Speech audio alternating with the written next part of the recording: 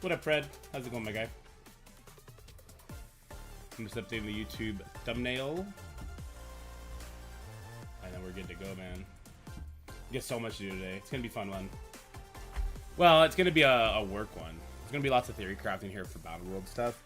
I did Zone 4 most of it last night, and then I tidied it up for my Alliance. And I was talking with Livepool, and I think we have some big, exciting changes coming to that spreadsheet that's going to be super beneficial.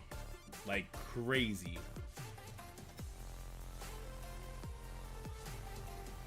Like, crazy, baby. What a boo, Zizilla.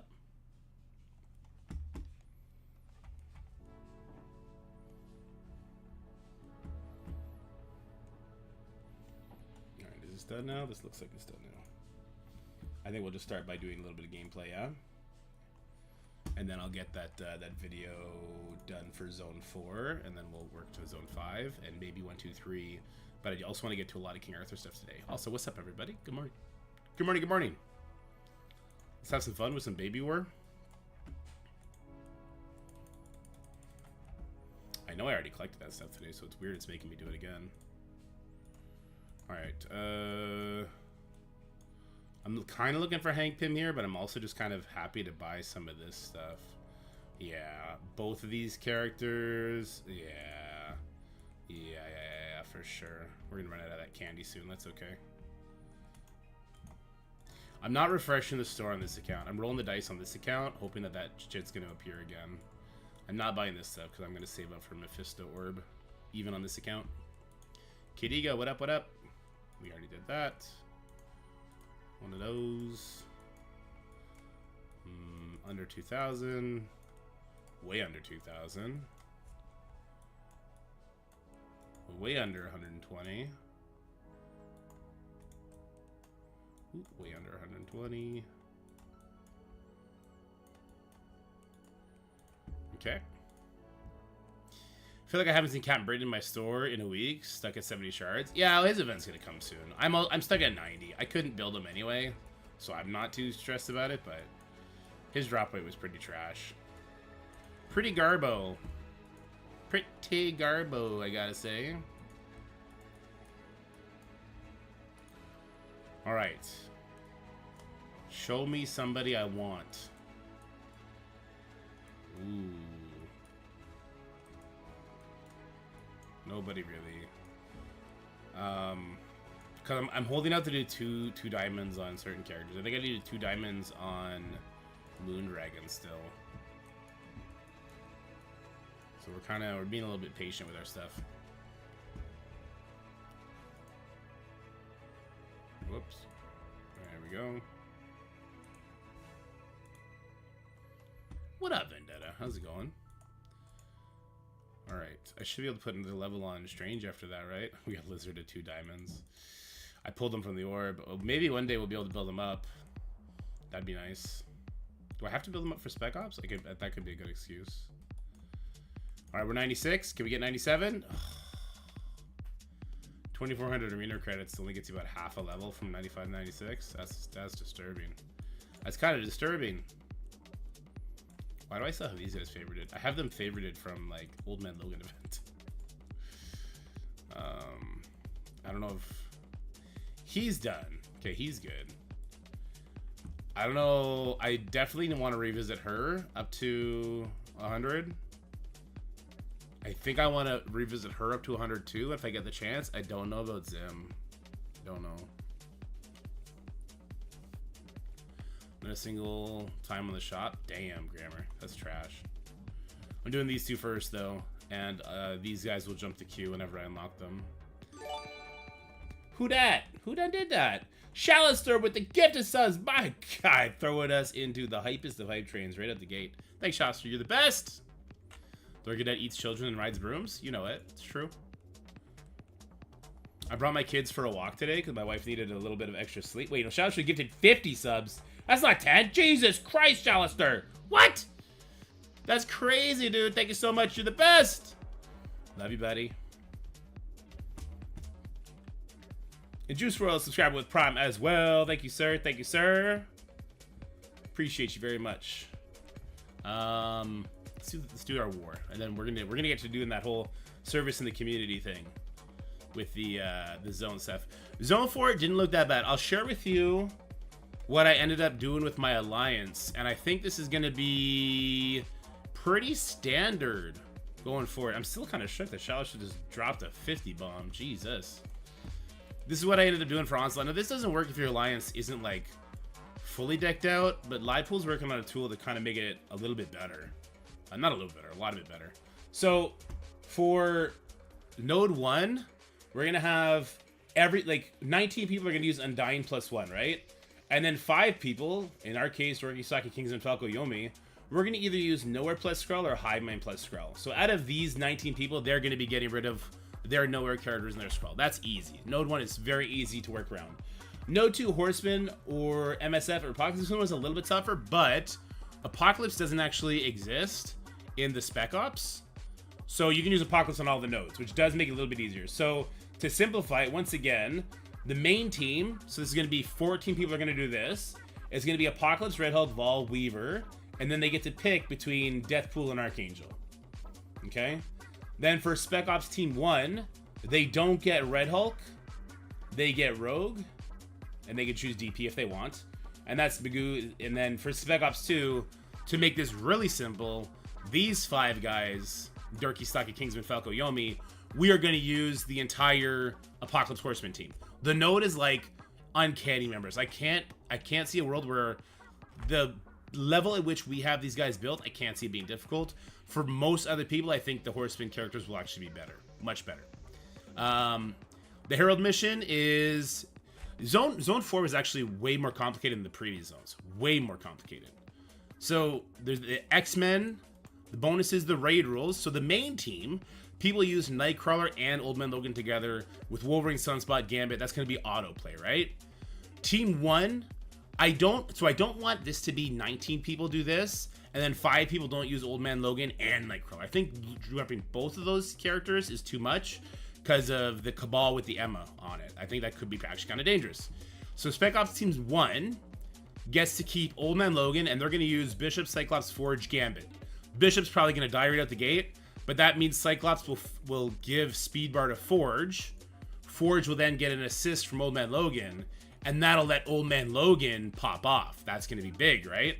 And then a bunch of buffs to everybody. So that's why I think that is probably the best team that doesn't utilize Nightcrawler. Nightcrawler is a much easier team to work around, right? Because Nightcrawler, it's raids, he gets speed up, he gets extra speed bar, he's going to give that speed bar then to Rogue, Sunspot, Forge, Cyclops, and they're just going to walk over that.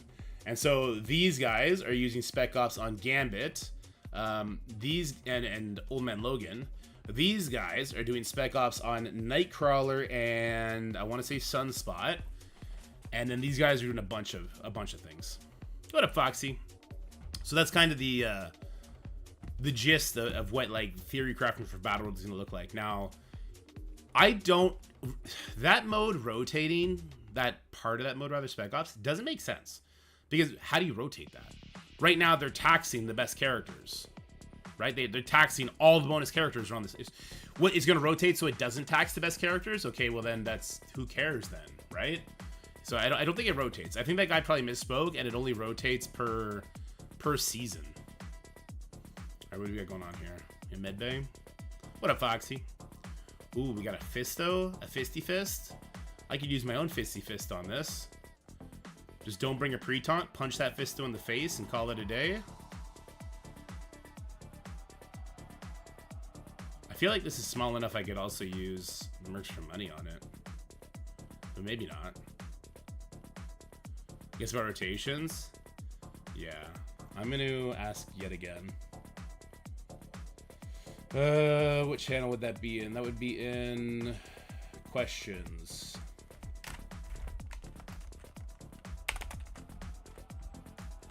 Can we please get clear communications on Spec Ops characters being rotated? It was said in the Strike Spot video they would be rotated.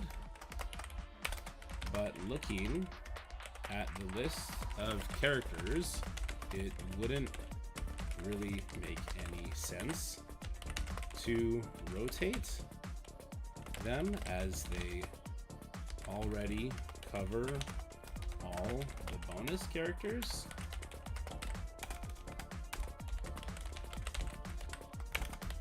Was that a misspeak? And he meant that Spec Ops for the null Battle World won't be the same for the next Battle World boss. Like whatever you would call it. So there's two options in my head, right? So the first option is that. Or two. Or did he mean that the characters in the Spec Ops? I'm not even going to say the next part. Because I would... Maybe it means the characters that are already in the Spec Ops. Like, you know how right now we need a 3 yellow star Scarlet Witch? Could next season we need a 1 diamond Scarlet Witch? Is that what they mean by rotate? That would be horrible. I don't even want to put it out there. I don't know how to communicate that without doing my hands, so we're just not going to do it.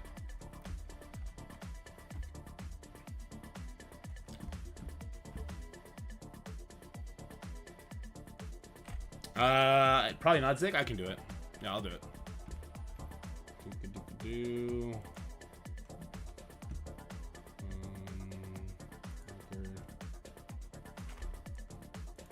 Alright, he's got admin. I'll probably make a separate category instead of admin.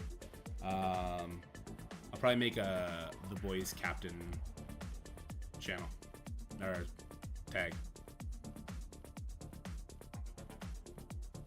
Let's go, Venom.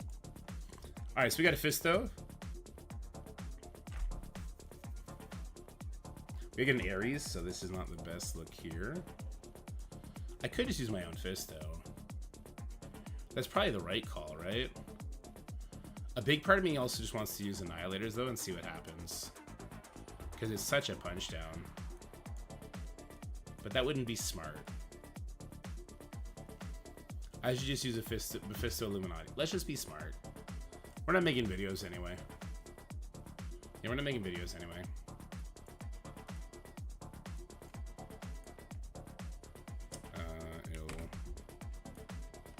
We're just gonna overkill the shit out of this thing.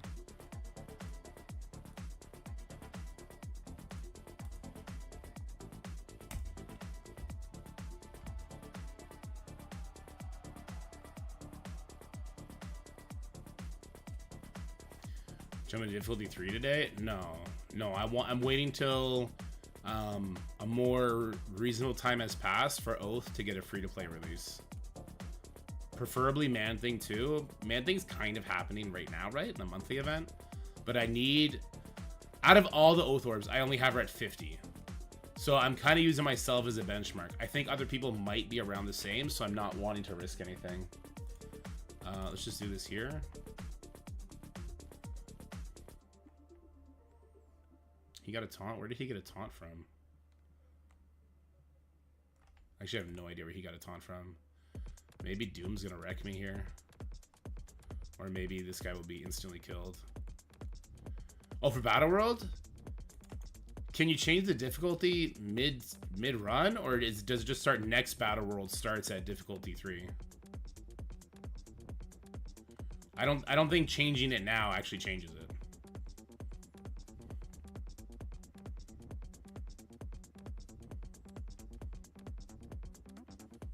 I don't think it changes the next zone. I think it changes the next battle tier.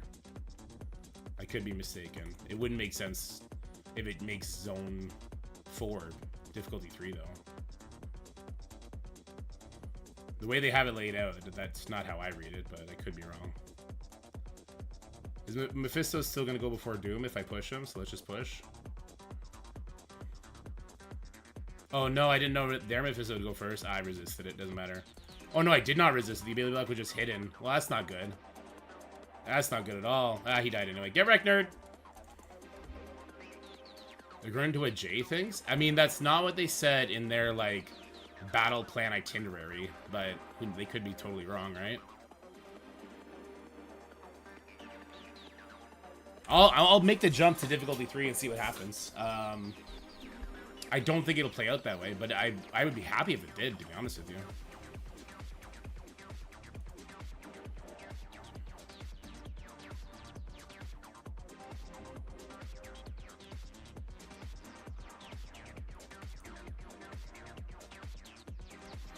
You're talking about Curse J right now, Data Miner? Is the Ancient One worth spending power cores on? Not a lot, because I don't think it matters till you get Emma and the Shadow King. It's not like her plus Moondragon plus Doctor Strange are going to be doing difficulty 5 on their own.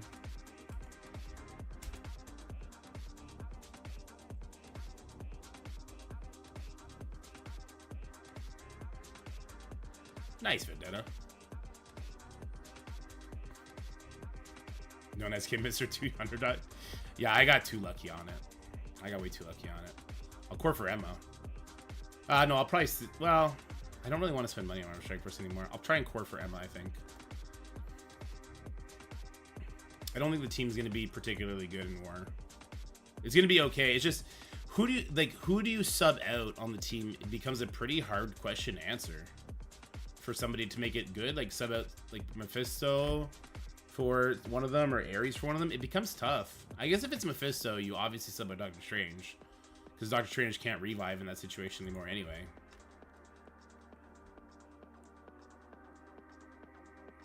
Oh, there you go, Grammar. That's the better way to get the unlock, yeah.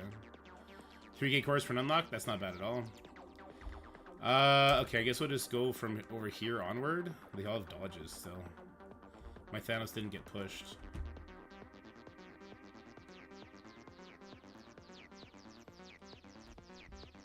Still didn't get pushed.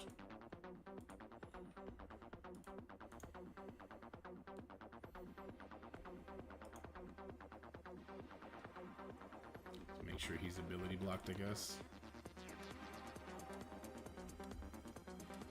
Okay, well, this is one way to get it done, I guess.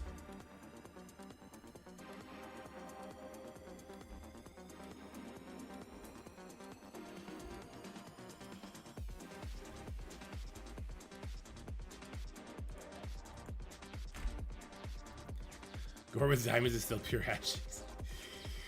There's better characters out there, I feel ya. He's better.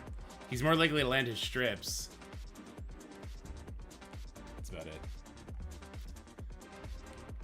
It's hard to defend poor Gore.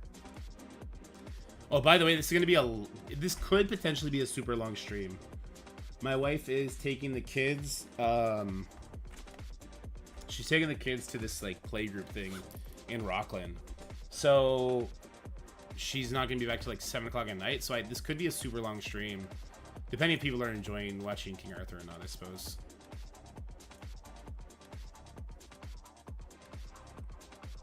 Passive with Raider ISO. Yeah, Raider ISO does slap on Thanos. Even just doing his ult with it slaps. Ooh, we have to use Undying here. I'm so curious if this is gonna backfire in my face.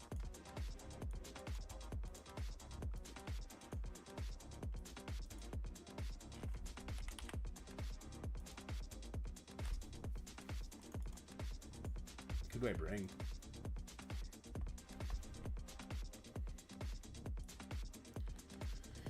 Who do I bring as the 5th? Agatha. I'm not gonna do anything else with her. She'll pop off. She's got new stats. Let's see what happens. This could go horrible. How are you liking the new squad filter? It's growing on me. It's so much easier on the emulator. Because when you're on the emulator, it pops up the text box like, okay, well now I got the fattest of thumbs on my little iPhone 13 trying to figure this shit out. So the fat finger is real. So I gotta do finger exercises to get these fucking chubsters a little bit further down.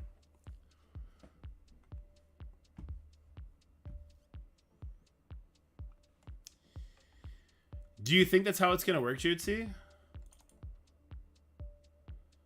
Do you think it's gonna switch? Like, it's gonna increase difficulty for Zone 4? I was under the impression, like, I was under the impression your difficulty is stuck for the entire Battle World duration.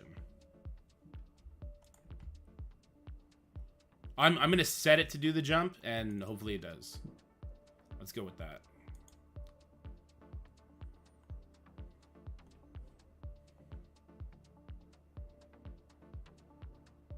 Pat said next week you can do it. Yeah, they had this whole infographic came up that said like week 1 is normal difficulty. Week 2 you can do difficulty 3. Week 3 you can do difficulty 4. Week 4 you can do difficulty 5. I don't think the difficulty will actually change between the zones, but we might as well swap it because we're gonna swap it anyways. On the off chance it does make it change, I definitely want to because that'll equal more null shards when we fight null, right? Yeah, that's the graph, exactly. So I'm not sure what the situation will be. Like, Battle World, for better or worse, some people don't want to hear this, it's been a complete colossal disaster of a release, right? So I'm just going to assume that the difficulty will change, and I'll definitely change it. Alright, we got Spider Society.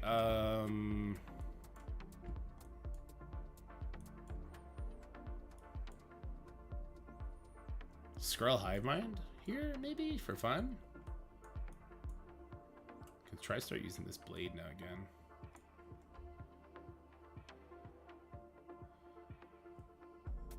Yeah, exactly, Shania, exactly.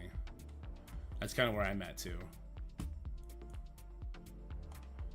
Let's just use Superior 6 here. Let's not do anything silly. I think we'll have full Astra before we get difficulty 5. That would be 4 weeks away? Yeah, 100%. 100% Juice WRLD. I mean, if the release was to get massive feedback to save time to figure out what we need to fix, it has been wildly successful. Yeah, I mean, maybe it'll be a happy accident, right? And then next week, everyone's doing difficulty 4, and then the week after that, we're doing difficulty 5. That would be so much more palatable than having that difficulty 3 middle step.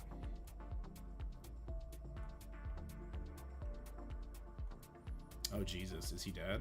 No, okay. We're trying to get offense down on the ghost. She always dodges. I just need to stop trying to put it on her. She always dodges. Should just do it on Penny from now on. God, this got ugly in a hurry, huh? Lucky for us, we do so much damage. Yeah, he died. This should kill a bunch, though. It's all about a big goblin. It's all about the big goblin, you know? If you know, you know.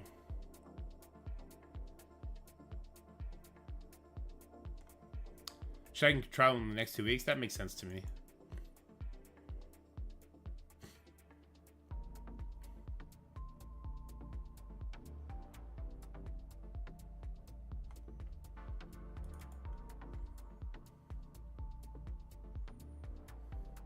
Me too, Zyger. Me too. I think it was Steven that said it. Somebody said it. One of you super smart people in chat said it. It feels like Battle World needed another month. It feels like they're so close. They're so close to something special here, but they needed a month. Listen, if LivePool can make the tool he did on the fly, they needed a month to do it and put the Marvel Strike Force UI on it and all that kind of stuff. And they seriously need to revisit the node composition, at least for zones 1 and 2, and the challenge nodes. The challenge nodes being repeats is so disgusting to me. But also, if Astro Team is just supposed to walk over it, right? So at the end of the day, I guess it doesn't really matter. I don't know. I don't really know how to look at it. I'm gonna use at a time here.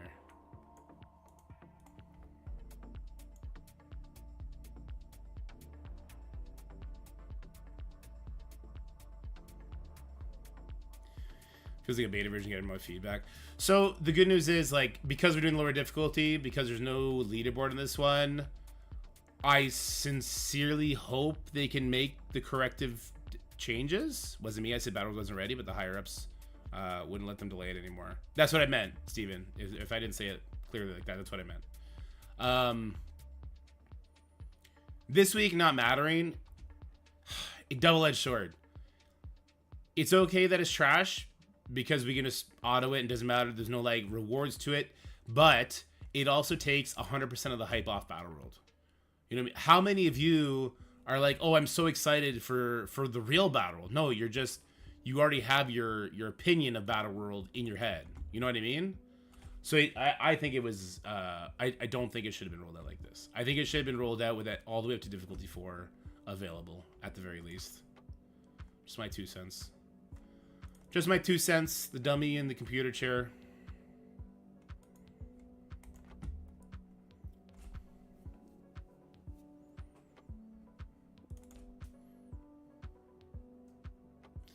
Need more in-game alliance management? Yeah, or at the very least, website alliance management.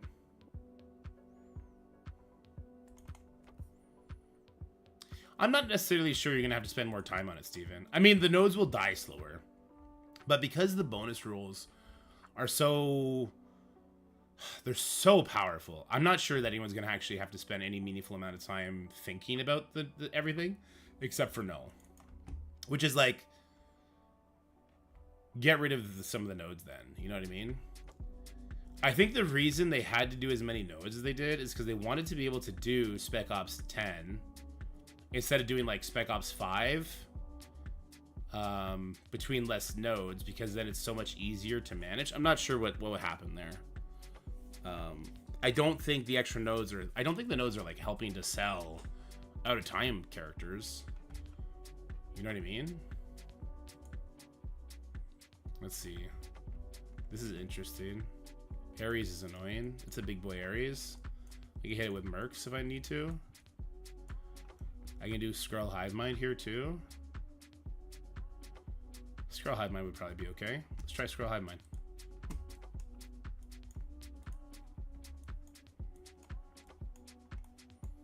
I think Skrull Hive Mind would be okay here. We don't rely on speed up. Yeah, he's gonna need defense up and all that.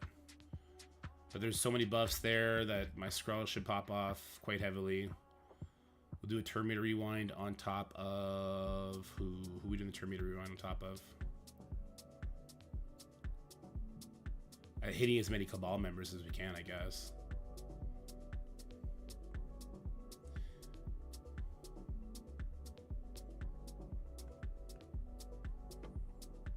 Definitely these guys. Yeah, definitely these two for sure to start off. Okay, now we pour as much damage as we can into Dormammu because he's going to be the easiest one to push.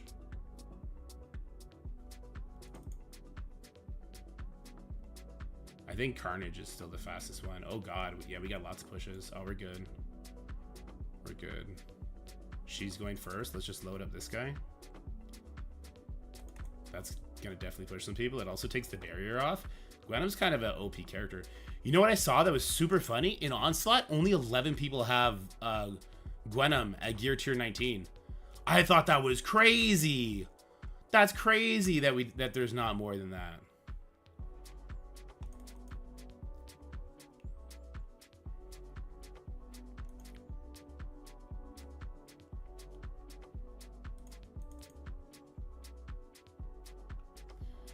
Realistically, when you have your team set up, I expect the nodes to take just as long as playing through a raid node. Maybe playing through 2 raid nodes. So if you're doing all 4 nodes every day, and you're not at the point where you can just set it and forget it, I think you're probably looking at like an additional 8 raid nodes a day.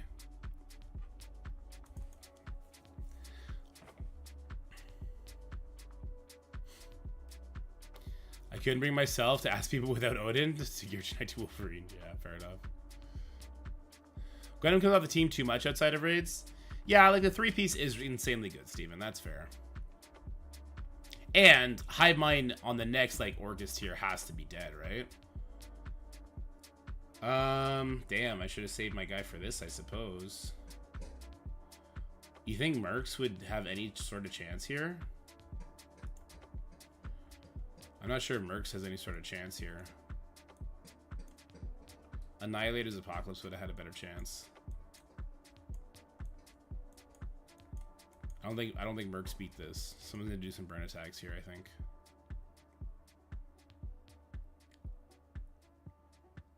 I'm super tempted to try it though, just without the revives. These two, the damage these two? No, the damage these two will do would just be too much.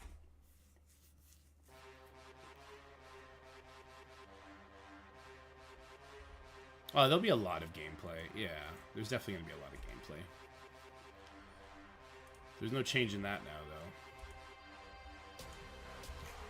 This is a decently big team. We'll do this one. With Mercs.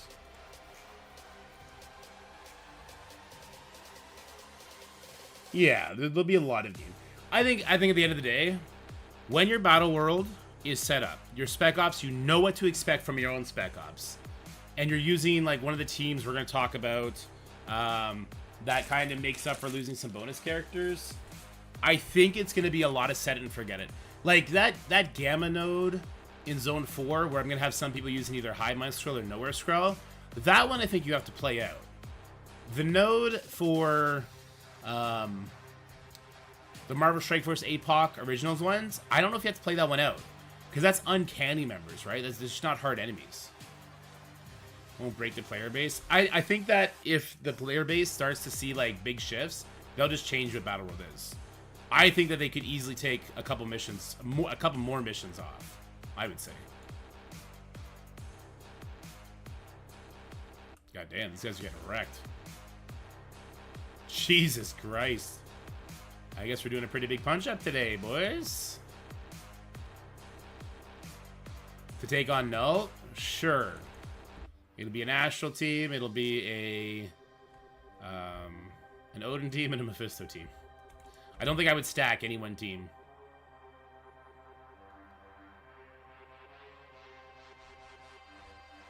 Full Astral will be one of your 3 attacks. 100%.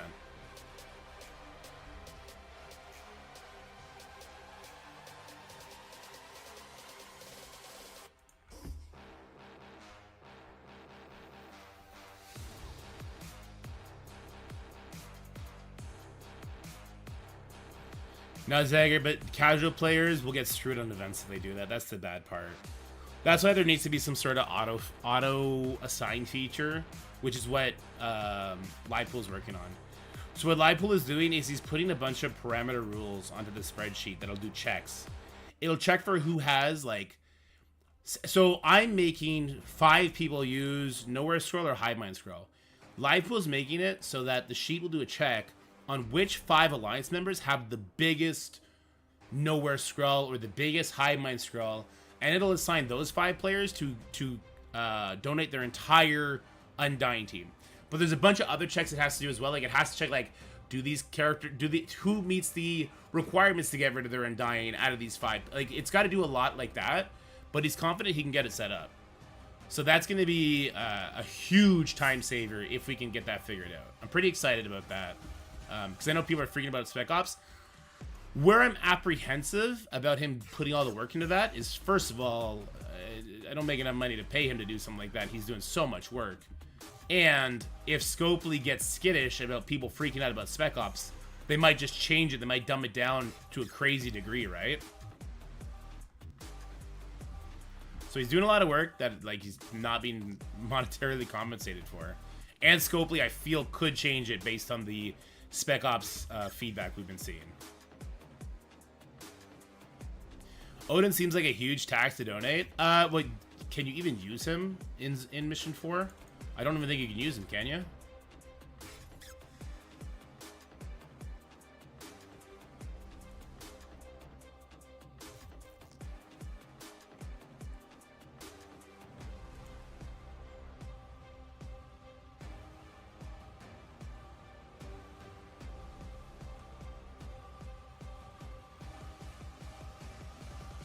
It's coming back still, Fabian. I'm not no idea when, but it has to come back. People will riot if it doesn't. He may be on more than one day. If he's on day 5, you just can't do that node, and then you should just never ever look at that Spec Ops, essentially.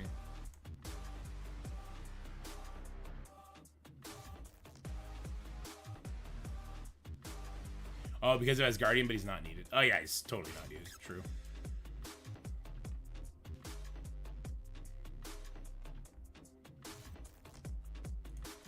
Oh yeah, I guess the people that I have assigned to use Hive Mind Scroll, I think I have those people donating their Odin. They can not donate their Odin. We could change that. The fact we need Mephisto at 6 to donate. Wait, there's one of the donations is Mephisto at 6 stars. Is that real? They just like randomly shoehorned that in after selling this orb? That's absurd.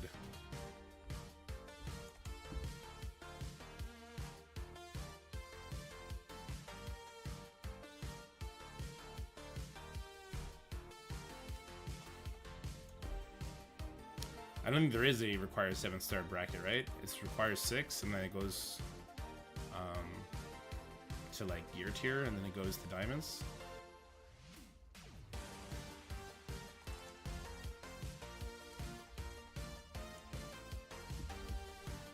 Yeah, I'm pretty sure I fucked up and I have those people donating their Odin.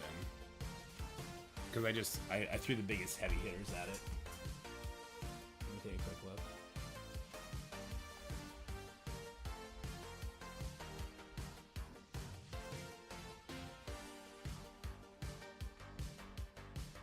Oh no, I don't have a Steven up Odin. Who's even up Odin? Diamond Dale.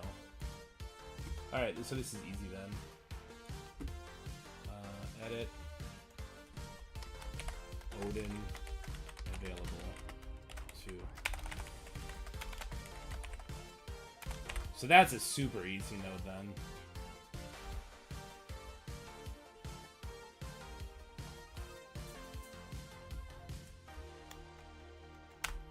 Okay.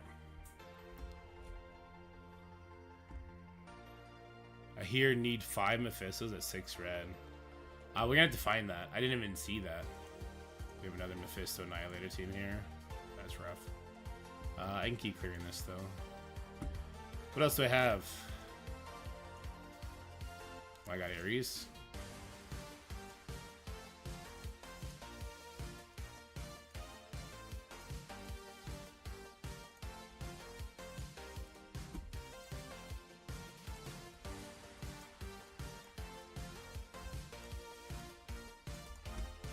Big old Brawn, Apocalypse, and like another heavy hitter. Sure, let's try this.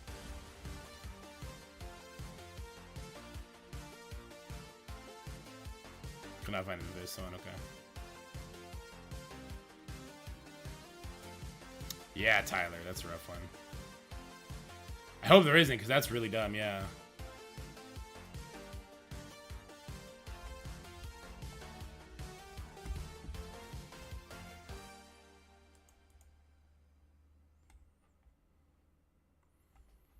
Sure, let's rewind here. Ba-boom, ba-boom, ba-boom. Steal the death proof. Nope. Bronze too small to steal anything. A little ability block action over here, because why not? Gonna punch somebody in the face. Who's it gonna be? That's not going to kill him, so let's go to someone who we can make sure we can kill here. When's Moon Knight going to go? No defense. She has defense down. This will kill her, right? Okay. I needed to make sure it was someone that was going to get a kill. No heal block until Red Hulk does his ult. What does the percent for null mean in difficulty rewards? Is that number of shards? Is it worth going up in difficulty now? If it actually works, and we can indeed go up, and that's worth it. Okay, look, we got a heal block from our guy over here, so let's try and kill Pav. That'd be optimal for sure. He's got 2 heal blocks too, so we should be able to get it done. I think he actually has a real dodge. Yeah, that was a real dodge. It's fine. Smack his ass out of here. Boom. He's dead. Good. Gonna speed up off you. I think at this point we'd be fine. As long as he doesn't get one shot here, I guess.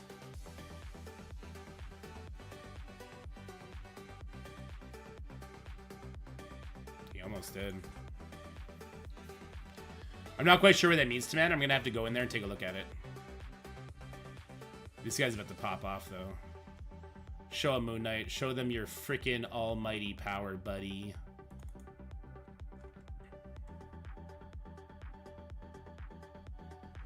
Not die. Almighty power engaged.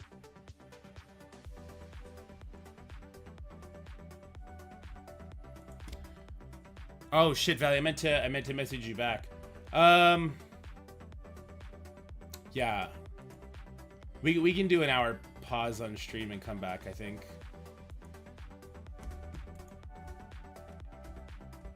What time are we thinking? We're thinking 2 hours from now?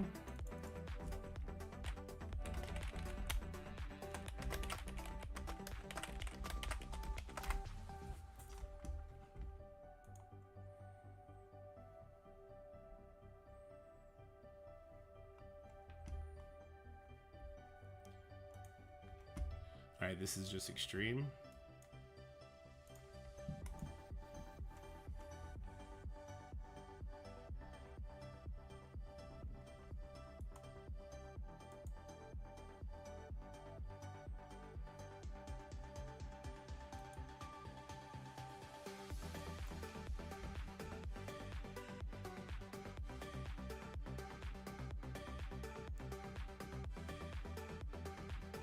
Room 10. Yeah, just do 2 burn attacks into it. Let's not mess around with it.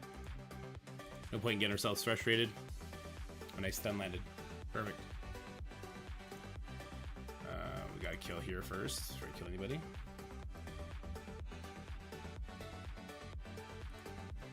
Just turn me to rewind. Uh-oh. I want to kill him. I don't want to kill him. I want Nightcrawler to go before all the other crap happens.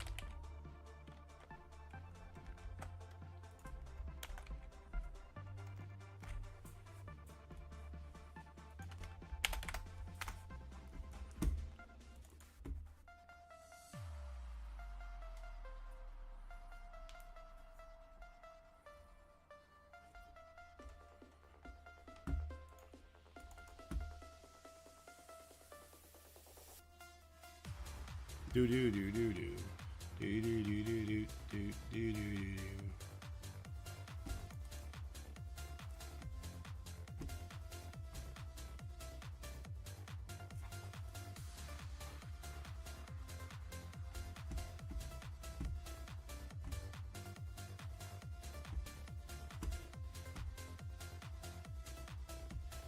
Do the first one, I got APOC ult and Mephisto ult. I don't want to do another one of those since I'm one of the bigger TCPs. I can throw an attack at it. I think I have enough to buy a couple. Oh yeah, I can do an attack at it. I'm just gonna throw garbage at it though. I won't waste anything. So I'll come in here and we'll see how many charges Gore is at, because I might just have to pause it.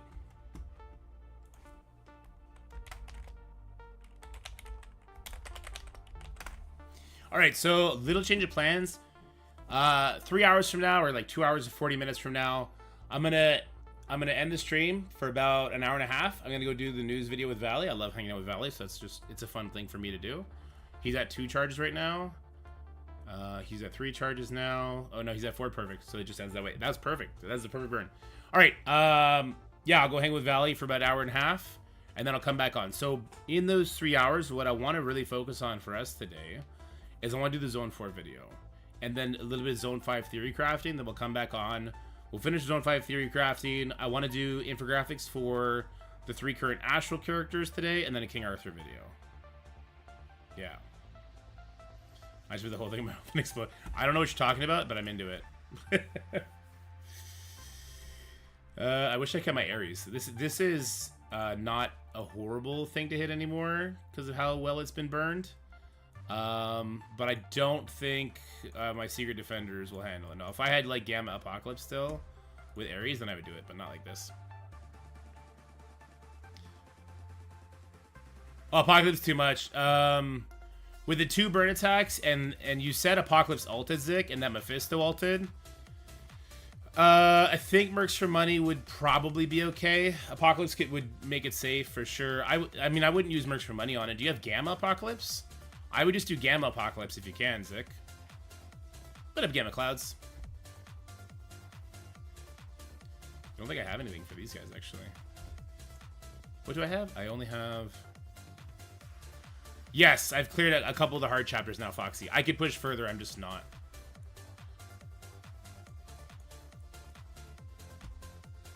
Ooh, we have a decent-sized Strange now. Yeah, I have a lot of thoughts on the King Arthur game, and I have some strategy I want to share with people. Okay, we'll just do this one. Tomato! Or is that tomato?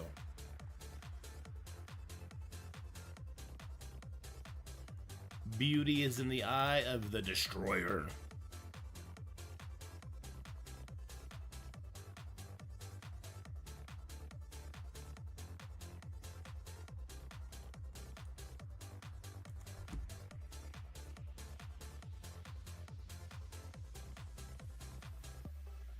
Give me something to look up, and it's called King Arthur: Legends Arise. It's like a mix of Marvel Strike Force meets Raid Shadow Legends meets 99% of other gacha games in the industry. So what I mean by that is, like, the character release is a ticket system where it's RNG if you get them, but there's a pity system that's gonna, like, guarantee you get legendaries. Like, you should, and you don't need. It's not like they sell the equivalent of like an Astral Team.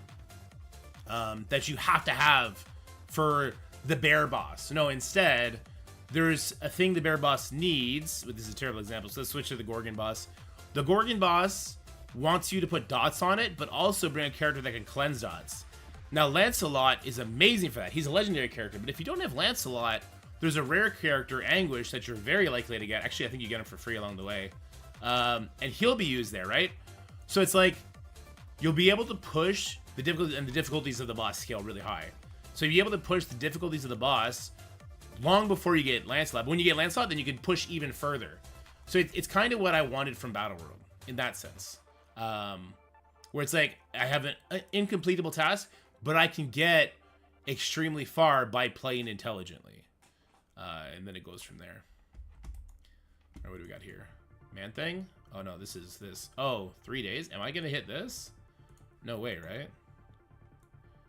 We're gonna lose battle. We already filled that out. We filled this out. I did get to use Zombie Army at 6 stars because I got him there today. But we're not gonna get Juggernaut to 5. That's just not happening. Scarlet Witch is not happening. Earned Voyager Orb Fragments. Yeah, we've been doing that, but there's no shot, right? The Voyager Orb Fragments do not bring me anywhere close to that. I'm curious where I'm at right now. 50,000. Okay, guys, the game... Well, no, there could be a lot of veteran people that have bigger Zuggernauts and the 7-star Zim. No, wait. This is just new account get fucked event. That's all I needed to do, Foxy. As soon as I was able to bring Kay up to 6 stars and Tristan up to 6 stars, and then I just leveled them up to 60, I walked over the last boss.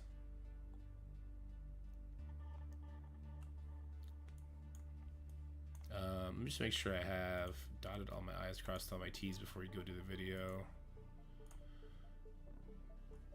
Is this done? Is there any reason to keep doing raid hits right now? I'm just gonna YOLO Alpha Flight at it. It'll lose, but it'll put some damage in on it. It might win. Hopefully it doesn't win. Yeah, there's no reason now, right?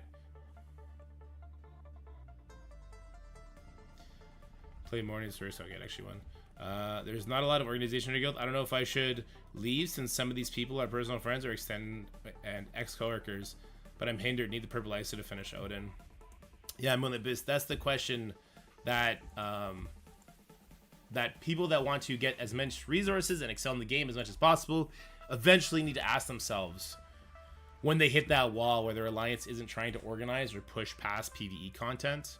I think, like, pushing past PvP content, like, you don't really need to worry about that. Who cares? But when your alliance starts pushing past PvE content, that's the question a lot of people have to ask themselves. Let's go Mephisto. We need North Star. Old Man Logan. Where's North Star? Super Skrull. North Star's bigger than that, isn't he? I guess he's not. An Apocalypse. Let's just see what happens here. There's no way this loses, right? It might. Let's find out.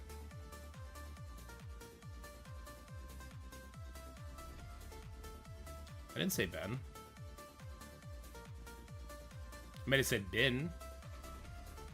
It been doing that. Yeah, well, there you go. Alright, that should be my raid daily done too. Good stuff. We're no longer getting Sentinel Orbs. Sag. I'm doing good, Ghost. Hope you're doing good too. And we're done. We're super turbo mega done. I don't know if I should keep hoarding these orbs now. It was kind of fun opening like 200 of them at a time.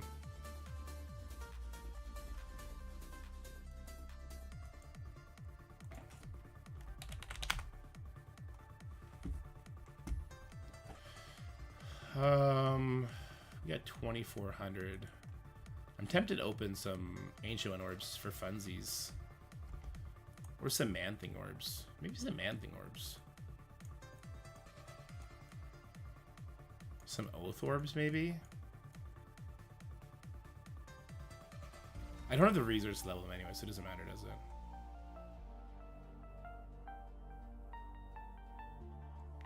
Yeah, the Better Alliance push is real.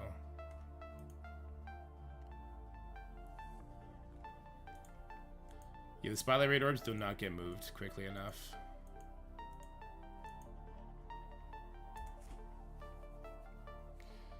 But we know Gladiator's going in December, right?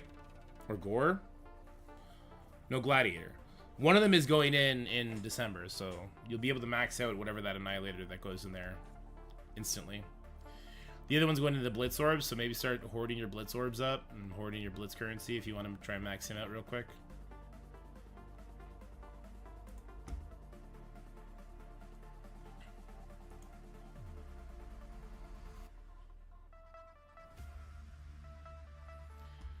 The game has definitely experienced some issues for sure.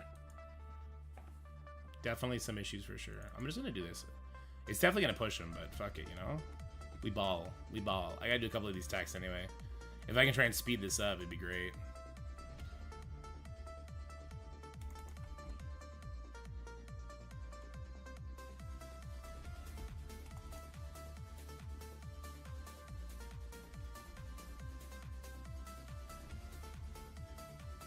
Ouchie. Oh no. Wait, passive? Passive of Destiny! Let's freaking go!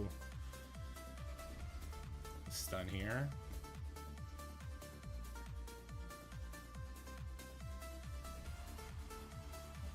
That's not what I wanted to do.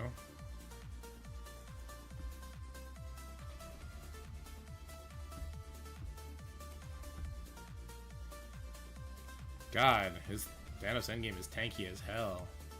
There he goes. That's good.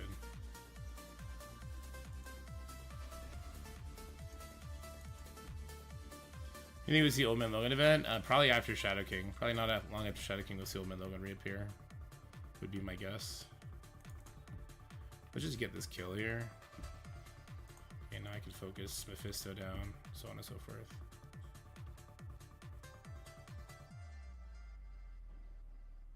People there have Old Man Logan. Yeah, Old Man Logan in the early game raids is just... The difference between has and have-nots is crazy. One Mephisto comps can Undying Ares one-shot in war. Ares does not work against Mephisto. Because Mephisto puts all the buffs on after the fact, so generally Ares versus Mephisto is a bad idea. Undying Odin beats basically every single Mephisto comp in the game. The only reason you want to do like Undying Ares is to get rid of like a pre-taunt like Gladiator, but then you just don't have enough damage to mess with Mephisto. Yeah.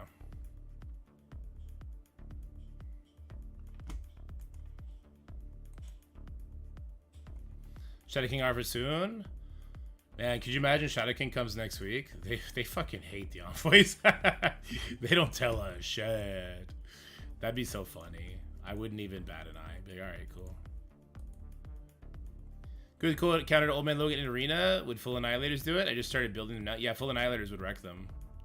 Wrecks Old Man Logan. Because Gore stops the assist, gets rid of the revives. Gladiator stops the speed bar gain, so it's really good. Okay, so what we're going to do now, not going to hit that button. We're going to hit this button again. We're going to come over here, and we're going to make a nice little... Again, not that one. A nice little sheet for it. Nice little sheet for it. Okay, but wait, before we do that, so we go into the zone. Day 2 is ended. How many points do we need to get to be able to do next difficulty? Okay.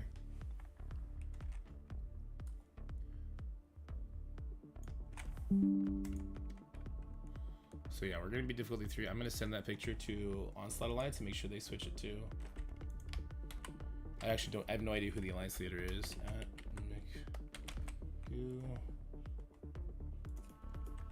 Or whoever the alliance leader is, make sure to change our battle world difficulty to Stocky. Oh, Stocky. Okay. In Battle World Stocky, go to difficulty and select difficulty 3.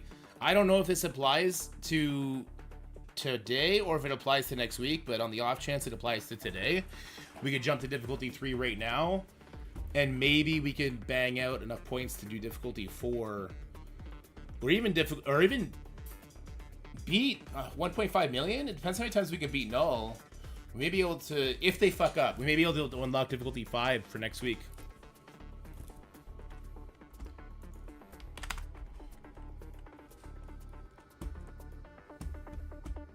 We'll have to wait and see. Thanks, Taki. You're the best. A top 1% guild, which meant we are going to have problems that 90% of other alliances guilds will not have. That's for good and for bad. What are we talking about right now? It says it's unlocked for next siege. Is that what it says? Applies to the next siege. Oh, okay. Well, we change it now just so we don't forget to change it over the weekend, I guess. Still, it says that. We'll see what happens. It says that. We'll see what happens. Hey, wait. How far are we getting in the milestones now? So we've done 2 days, right? So we times it. So like 1.4 million? No, we've done 3 days now. So basically another 3 days. So 1.4 million maybe we can expect to get here. Maybe we can get to tier 3 depending how good we do on Null, I suppose. Or do we just get like no, we only get like 5,000 points on Null, don't we? So we could probably expect to get shit all for Null, which means we're probably hitting tier 2, staying in tier 2, everybody. This doesn't feel good, man. If this is the extent of the rewards we can get for the first week of Battle World, it just doesn't feel great. Yeah, but don't ever doubt Scopely's ability to fuck up. Maybe we're all going to be on difficulty 7 in 3 hours and 25 minutes. You never know. You never know, man. All right. Okay, one thing I do need to do before I do anything else is check free claims. Make sure I do that, because I often forget to do my damn free claims.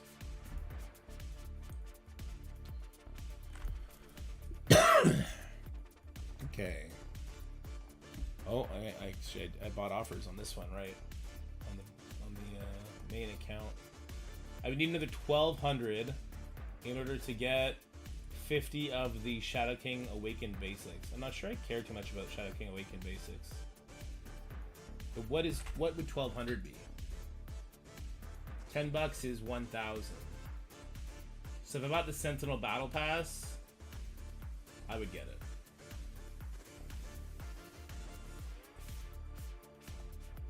If I bought 10 Zombie Scarlet Witch shards, I'd be 200 short.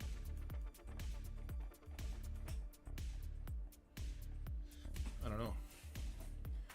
We'll think about that another time. All right, let me just check the Dorks web store. This is the account that gets ignored the most, and I don't want that to be the case forever. I love playing on the Dorks account against like mid game alliances in war and like well, I played a lot of end game people in Crucible. Don't get me wrong. I actually got promoted to the last platinum bracket. Yeah, so I think we fight for diamond now. We're on the journey to get to diamond. Okay, I didn't do the free claims on this one yet. Perfect. Yeah. Yeah, what league are we in now? Plat 3? There's no Plat 4, right?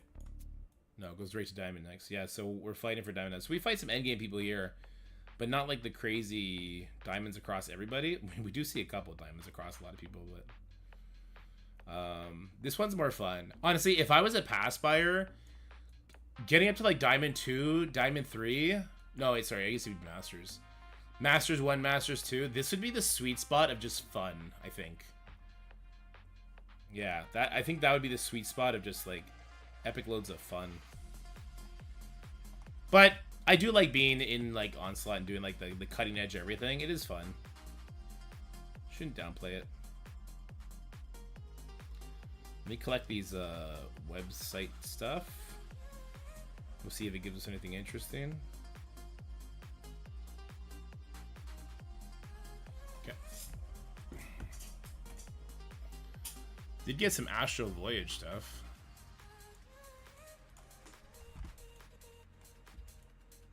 Oh. Oh, this is the first Scarlet Witch hit of stuff. Oh, shit. This is the monthly item. I don't even have the monthly item yet.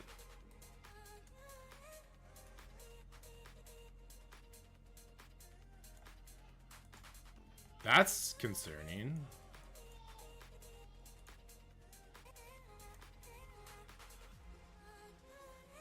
Full Gear 219, Plat 3 defenses, and Diamond. Damn. Damn. I think we got a Voyager orb we can open. 3 Voyager orbs. These orbs are actually kind of good. I like the, well, I kind of wanted DPCs, but I'll take that. I do need a lot of Mystic Gear to catch up.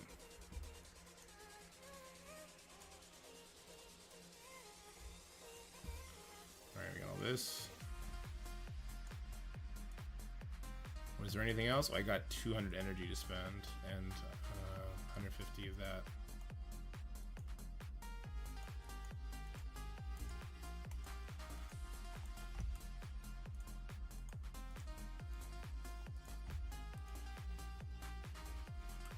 Oh, you know what I can farm? I can farm the Astral people.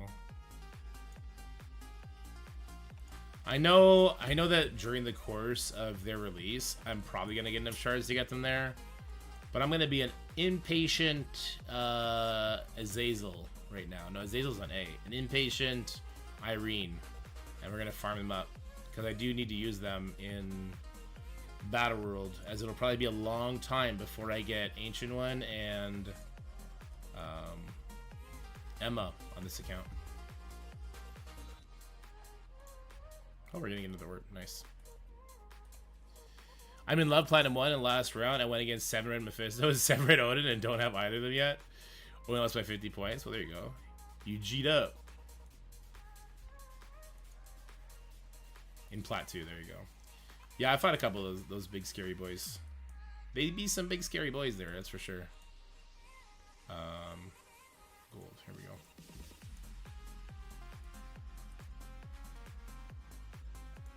What is this one now? Okay. When my Voyage Orb, and finally we'll get to do that video. Which I've had it here up on the screen. I didn't realize. Okay. Let's Voyage Orb. Give me some DPCs. I don't care about Dark Diamonds that much. Alright, here we go. 160. Back up to 1600. I just got Old Man Logan higher. I'm getting ready to do Captain Britain, I think. I think Captain Britain is the one I want to do next. Not I think. I know he's the one I want to do next. He's in store all the time for you? You lucky bugger. I don't have that guy unlocked yet. I'm doing it. We doing it. Damn it. This is probably a good idea. One more. There he is. Alright, so now we only need 1 shard for Hank. That's good enough. I'll take that. Some bio gear? Sure. I don't think he's in this store, right? Captain Britain? They would have told us if he was in this one.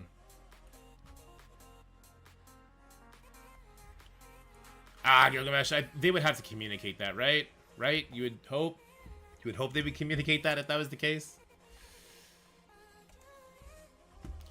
Okay, so let me do one of these, and we're gonna spreadsheet it up. Or no, sorry, we're gonna do this. Words are tough. We're doing this.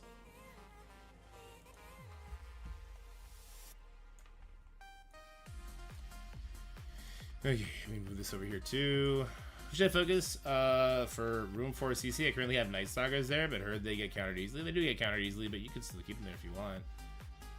Stages 3, 6, and 1 matter the most. The other one's kind of whatever.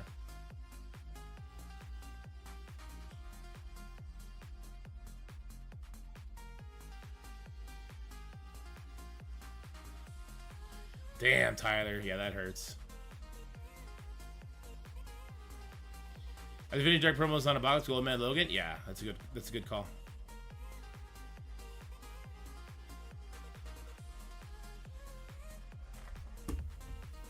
Okay, this is gonna be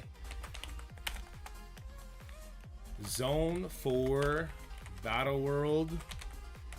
What do we want to call this? We're gonna make a series out of this, right? It's gonna be a video. We'll maybe attach some gameplay to it, or no, we won't. We'll redo it when we get to the gameplay stuff.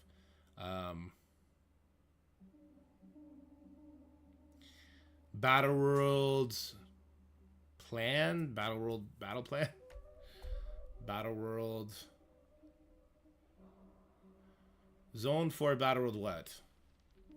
All in one? No. What do you call that? What would be a good name for that?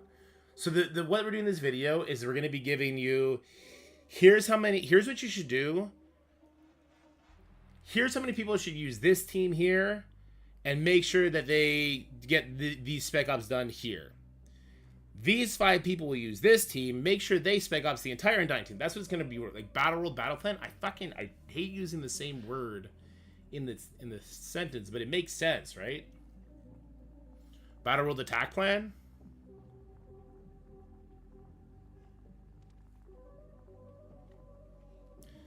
And the title of the video will be like easy spec ops assignments for alliances, teams to use, stuff like that.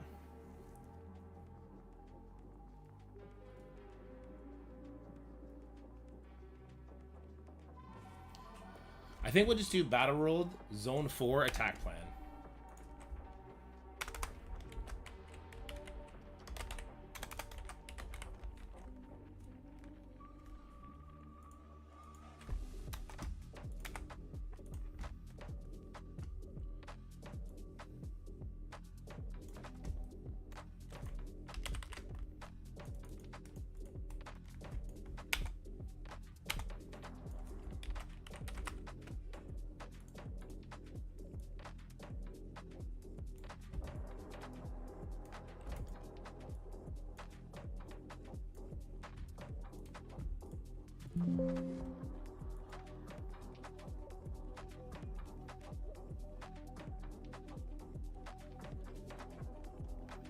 Let's grab zombie Juggernaut for the picture.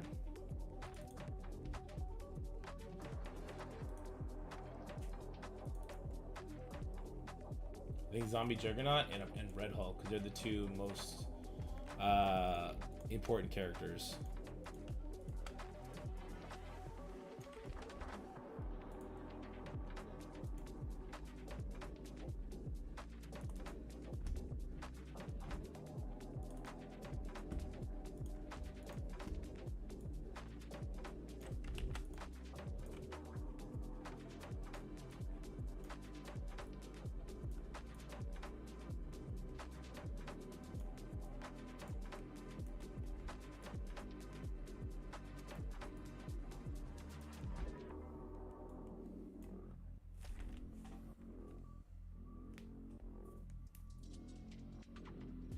That's for dummies, yeah.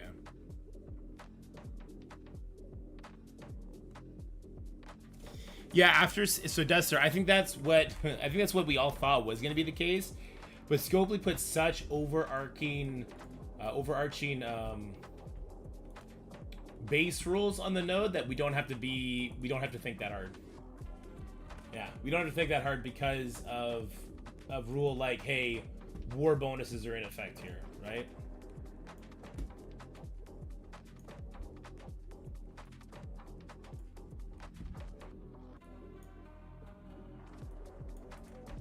What do we think about this thumbnail? That's not bad, right?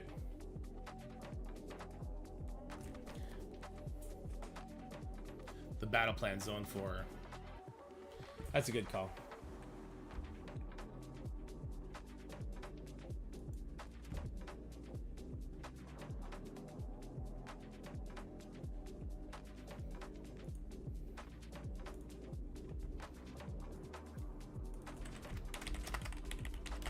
The battle plan zone 4.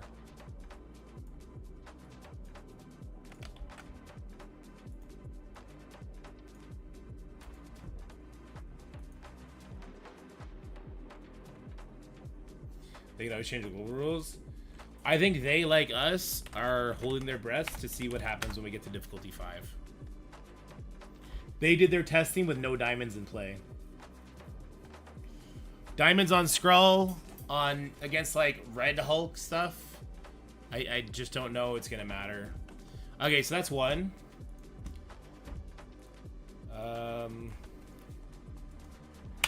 Well, I think I want to do a little Spec Ops explanation every single time.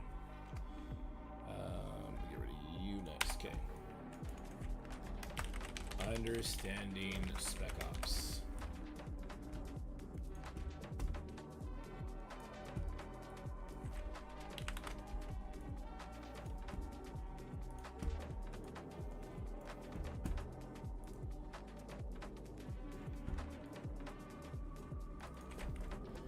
With node bonuses being so powerful, it is okay for players, or your best players, to sacrifice their entire bonus team. This is the opposite of what I said earlier, because I did not think they would go this crazy with the bonuses, unfortunately. So I'm gonna have to swallow some warm crow on this one.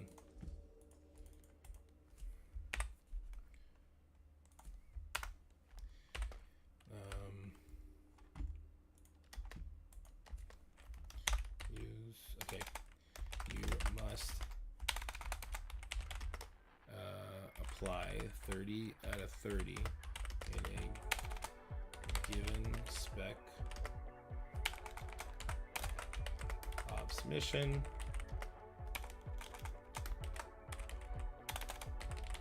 to get victory points and event points.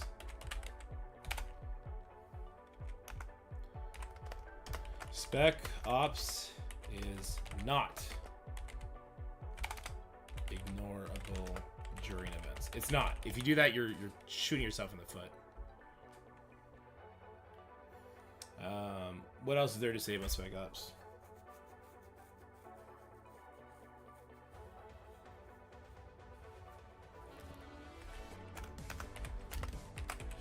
Strongly recommend using live pool tool for organization. That's it. I'm just gonna say that. Okay.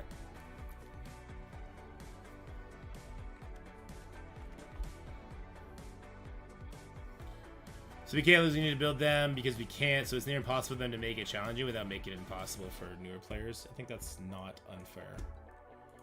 I think that's not an unfair take.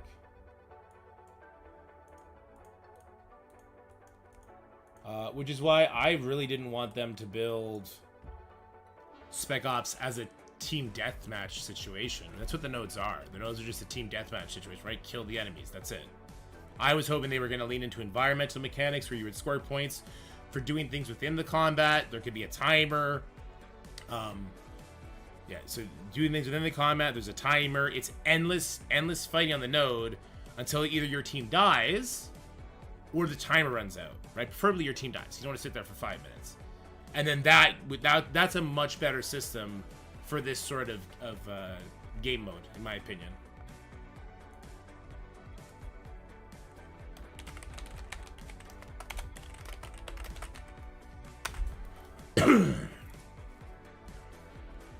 So yeah, for mid-game players not to be able to do the hardest difficulty, yeah, of course.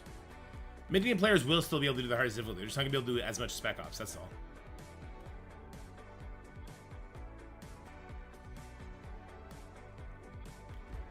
Yeah, we need to see how the scaling's gonna go. I'm excited to try difficulty 5. I'm really hopeful that it's gonna be tough. I'm doubtful right now when I look at Zone 4. I'm like, okay, Zone 4 I think we'll be able to handle. I need to look at the other zones more closely, because some of the missions start to get interesting. Like Gamma on Node 1 of Mission 4, that could be pretty tough. The fact it doesn't start with Red Hulk is probably mandatory, because if you have to sacrifice your Juggernaut zombie, I don't think a juiced up Red Hulk could be allowed to spawn in. He has to spawn in such a manner that you are able to line up control effects for when he drops in, right? Or line up speed or whatever have you. Okay, I made a duplicate. Okay, so mission 1.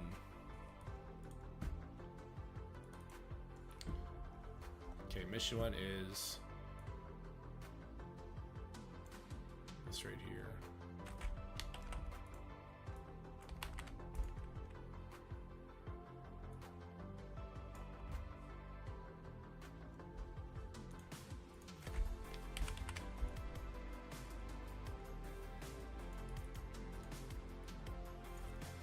So I wrote it as like the main team. 14 players. 14 alliance mates, right? They just straight up use their Undying team. Undying plus 1. Okay, and then this will be the Spec Ops team. 5 players. And they're going to use Nowhere / Hivemind plus, so that the slash means or, right? Plus Skrull plus Odin. Because it's bio. That's why we can use Skrull, right? We just needed bosses every day until we got to Null. Yeah, that would have been way better. So this is kind of how I see this. Let me do the line spacings, get that back like really small.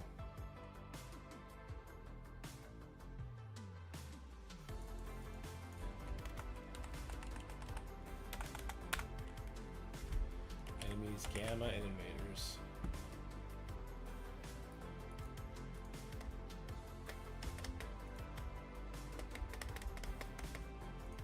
Nah, that doesn't work. I didn't think it did. I think I liked it the way I had it before.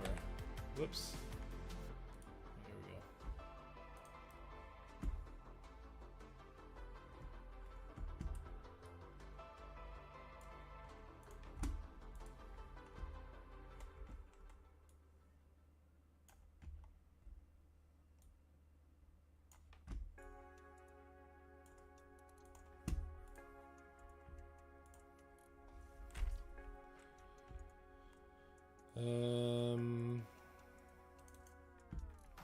Let's see, Juggernaut Zombie can be down here.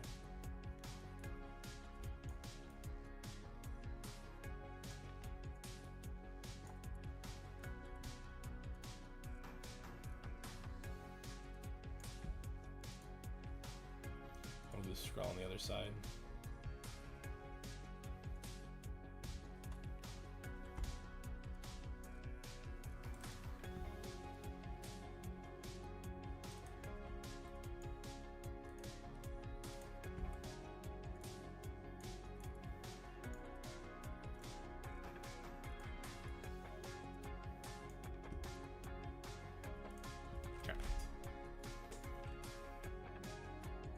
Angel would really help. Nice. Difficulty 5 will be impossible without Astral. Difficulty 5 will be 100% impossible without Astral. You can bet money on it. So when I do this, I'm also going to want to pull up the actual enemy composition, or at least parts of it, to talk about it. I'll probably hide my camera when we talk about this, I think. I think that's probably for the best. Goddamn, Battleworld broke again. Black screen of floating yellow goop.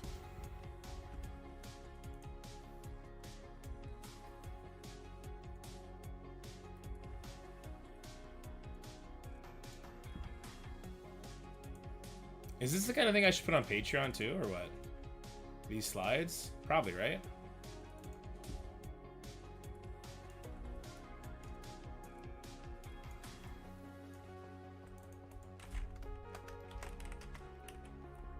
Zone 4, Mission 1.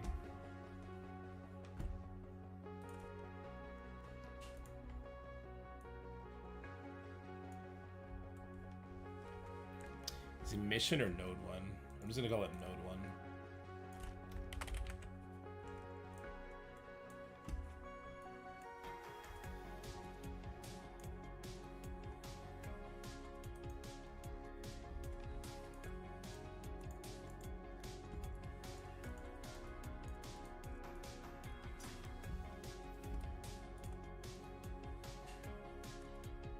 They call it Edge of the Void 1. Is that because that's what it's called? It is, okay. So it's Mission 1, Node 1, okay. I'll just keep it simple in simple language. Okay, the enemies.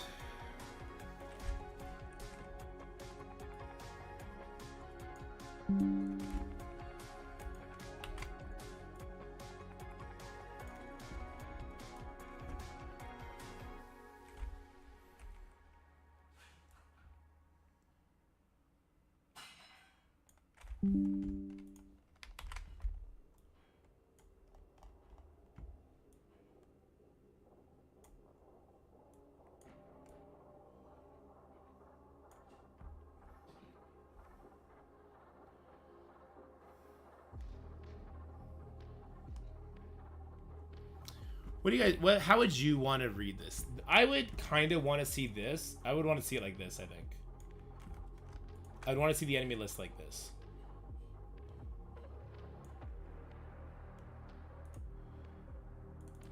So then this needs to be broken up more like this.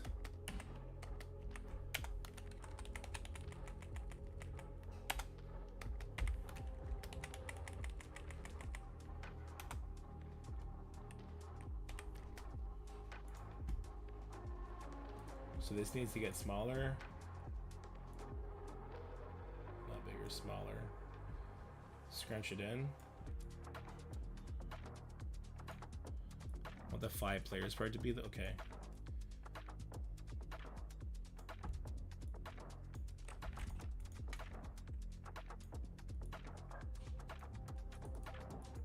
Maybe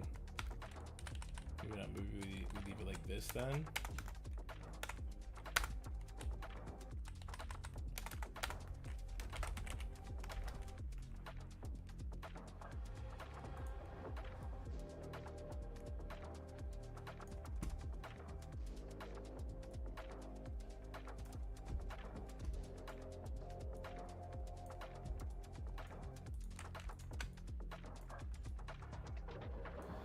What do you think about this, guys? I think I'd prefer it to look a little bit more like this.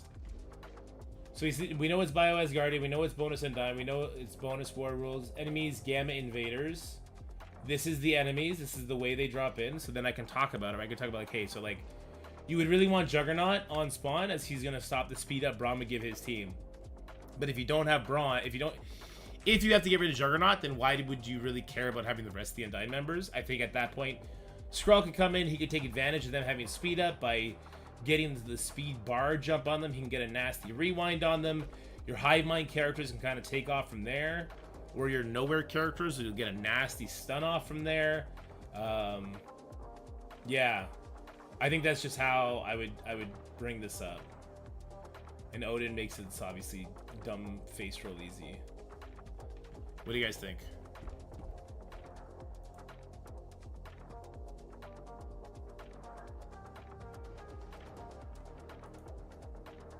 still connected, right? Yeah, okay.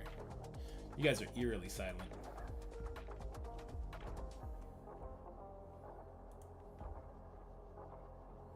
Shadow Gang? I mean, if the data mines are coming in, it could be next week for all we know.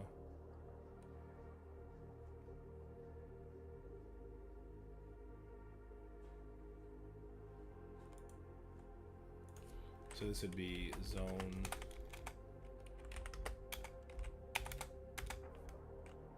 Zone 4, node 1.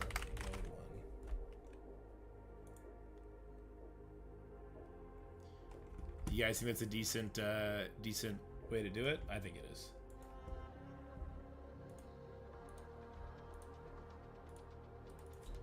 So then node 2. And node 2 is going to be the Horseman node.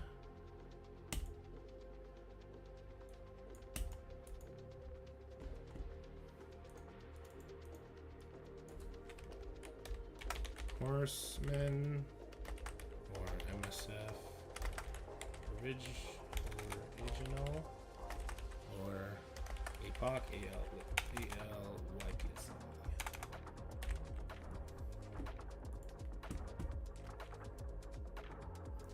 In the last week of November. Days the offers come, we probably have another week. Bonuses to MSF original. Bonuses still war rules. Okay, and then the enemies. The enemies don't get much from war.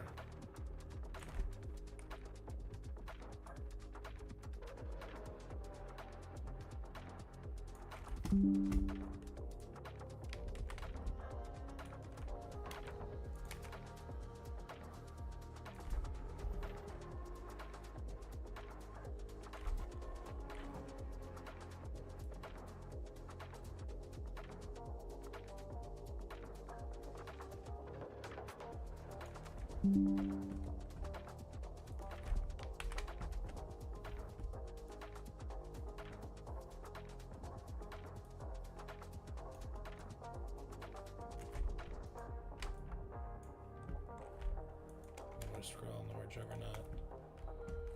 The way I have it organized for us is I have 3 teams. I have 3 different teams, I think.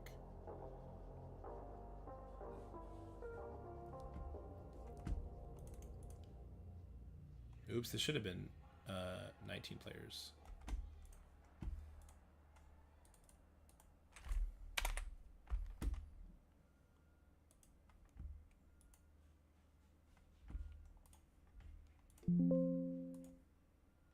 And that's why we did a duplicate and not a override.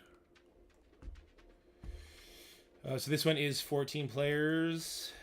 And I have written down here Apocalypse, Red Hulk, Vol, Weaver, Deathpool / AA.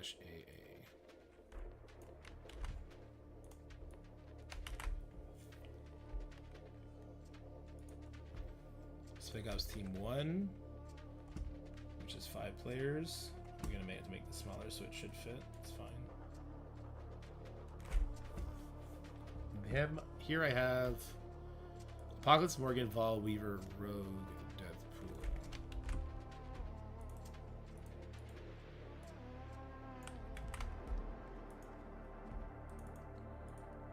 And then Spec Ops Team 2. 5 players.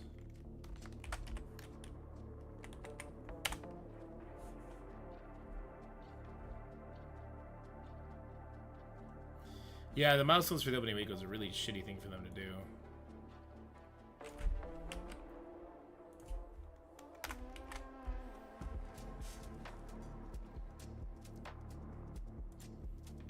Let me just make sure I'm getting this right here.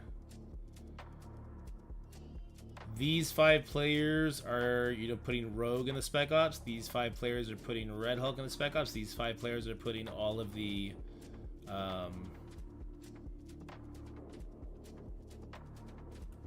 so wait, no, these guys do Rogue. These guys do Red Hulk. Oh, sorry, these guys are doing Morgan and Rogue. These guys are doing what's really throwing me off here is that Apocalypse is up here. Okay. That makes it a little bit easier to read. Okay. These guys are doing, oh my god. Okay, there we go. These guys are doing Morgan and Rogue. Now this Apocalypse jumped up. Make it a bit smaller still. Okay. These guys are doing a Red Hulk. So Morgan and Rogue, Red Hulk, all of the okay, this is Red Hulk and Archangel. And this is all of the Skull the Originals. And that's how, okay, that's how we're Xing all those characters off. Perfect. And you can use Apocalypse on all of them. Apocalypse is not in the Spec Ops here, which is great. Okay, so that's that. I mean, that should just be good. Looking at the list, not very difficult for War Rules. Obviously, the Red Hulk teams are going to have the easiest time of it. But even that should be okay. Even that should be okay. Any thoughts on that, guys? On these teams? Any glaring concerns you see?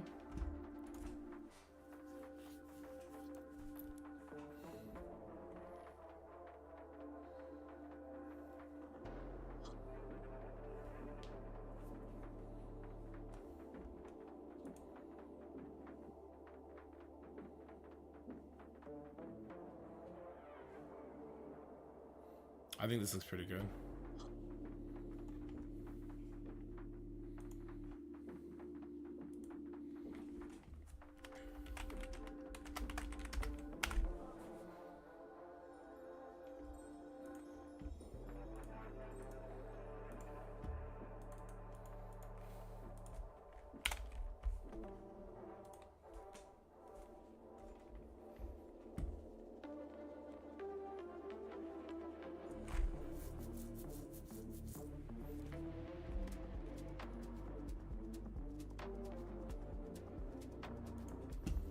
So then node number 3 is the Herald mission. Oh crap. I didn't change this.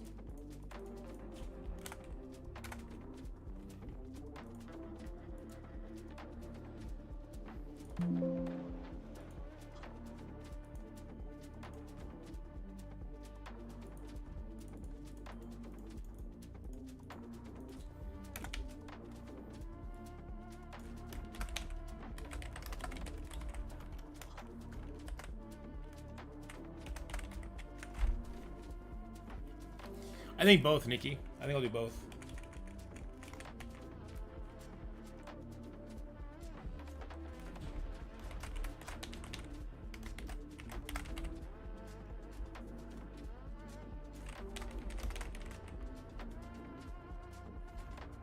Damn, I didn't do this.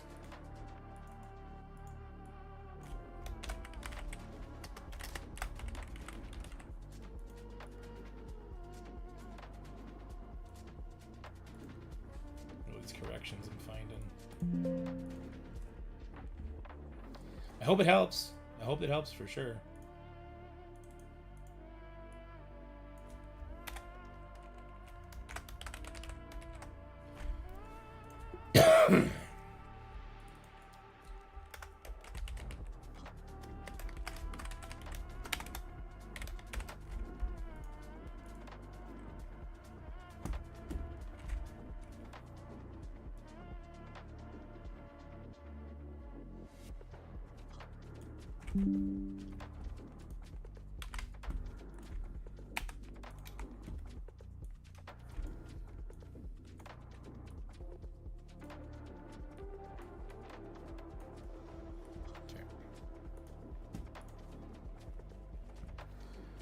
So the main team here is also going to be 14 players, and they get the easy job, right?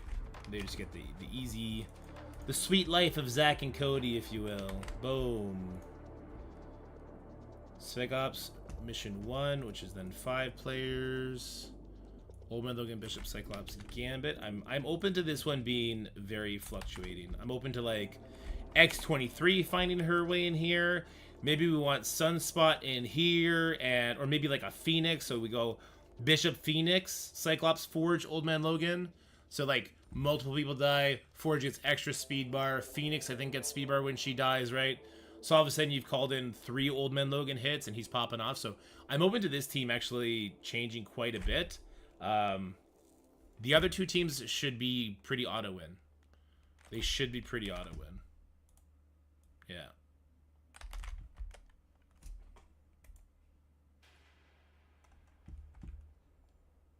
And yes, we do use Rogue on Spec Ops Team 2 here. Let me just make sure I didn't frick up the math. So Rogue would be used 5 times here. She would be used 5 times here, so that's 10. These guys are getting rid of Rogue, so that still leaves us with a shit ton of Rogues to play around with. So yeah, the math there is fine on Rogue still. And for it to be a little bit bigger. There we go. So the main team walks away with it, no problem. Team 1, this is the team that worries me the most. This is going to also walk over, because Nightcrawler, Sunspot, Forge, Cyclops, this is the old raid team, just has Rogue instead of Gambit, right? And so what will end up happening there is, so what's going to end up happening there is Nightcrawler's going to give speed bar and speed up to his entire team, and they just walk all over it. It's the people that don't get to use Nightcrawler, they're going to have the hardest time, which is why this one is curious to me. It does make me a little interested. We're cheesing speed bar a little bit here by bringing like Bishop, Cyclops, and Forge in together, right? Bishop's going to die really quickly on higher difficulties, because the first person to go on this team is going to be Iron Patriot. He's going to hit so hard. He's going to hit so hard, and then he's going to give speed up. So I think, like, you need him to be killing weaker X-Men to activate Forge, who can then pop off and cleanse everybody of what Iron Patriot does, and then also get Old Man Logan speed bar. It could be we want X-23 in here instead of Gambit. He's the only one you could replace if you still want with somebody who's going to super die, right? I think, does Phoenix get speed bar when she dies? I feel like when Phoenix dies, she gains something.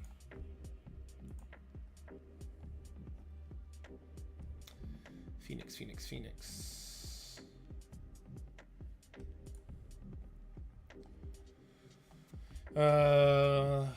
Dark Phoenix summon Dark Phoenix. Oops. Dark Phoenix. On spawn, attack enemies.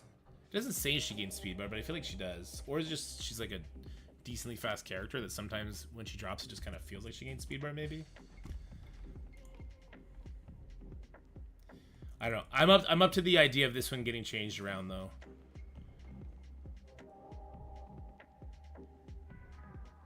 I feel like though if you take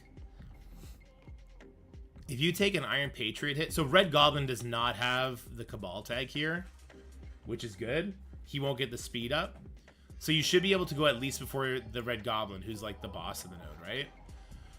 So I feel like if we take a hit from Iron Patriot, that's going to severely weaken people. Then Leader will kill somebody, most likely. Okay? If that happens, if it's Old Man Logan that dies, it's over for you. So, because there's no anti-revive here, I think the move is like a pre-taunt will activate Forge, which will activate Old Man Logan, and then boom, he's got revive. And now you're no longer worried. Because Old Man Logan will solo the node from there. But he'll also have Forge, who gave everyone a shit ton of buffs. No, I think this is good. I think that's a good team. Yeah, I just think that's a good team. That's zone for node 3.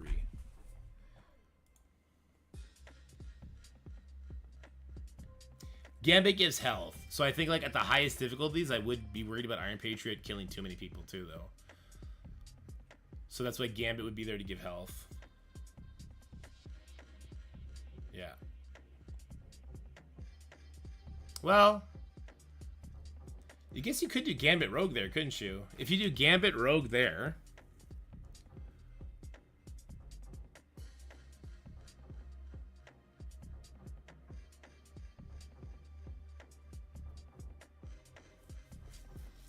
I can change this around, I think, to make more sense.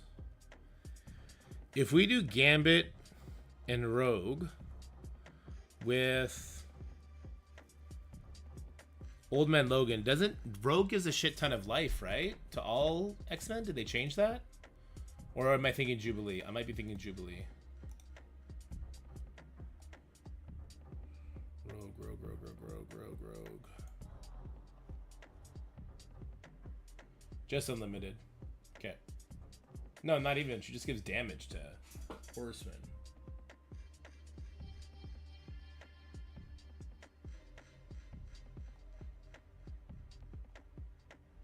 Forge does revive any X-Men character, though, right? So maybe Rogue goes over Bishop. We take Rogue out of Spec Ops Team 2 and we throw in like X-23 or something there.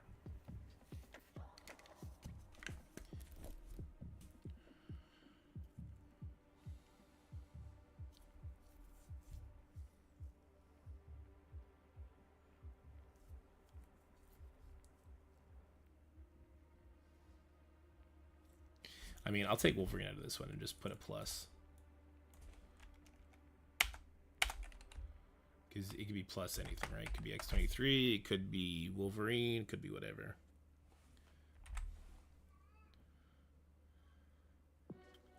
Forge revives Extreme. So he does not revive, okay. So we do want to protect our Old Man Logan then. So I do think I want a pre-taunt to protect Old Man Logan.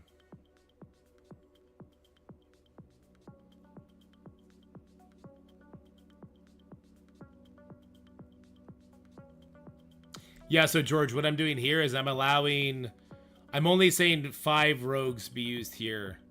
I have 10 rogues being used on the MSF original node, which still leaves 9 rogues that could be sacrificed.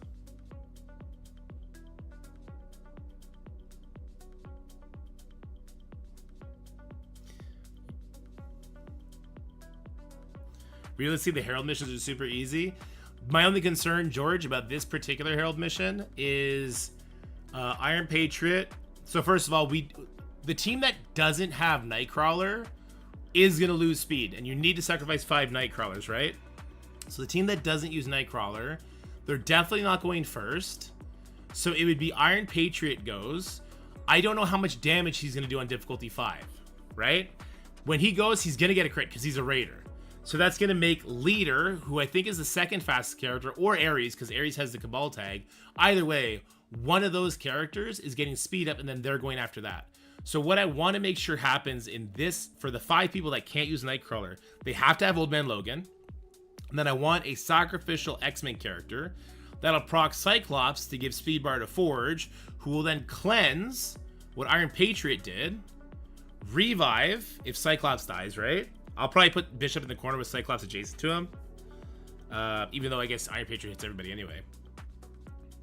They're going to have Old Man Logan. So George, the reason I'm setting it up like this is because I need to make sure Old Man Logan goes before Leader does.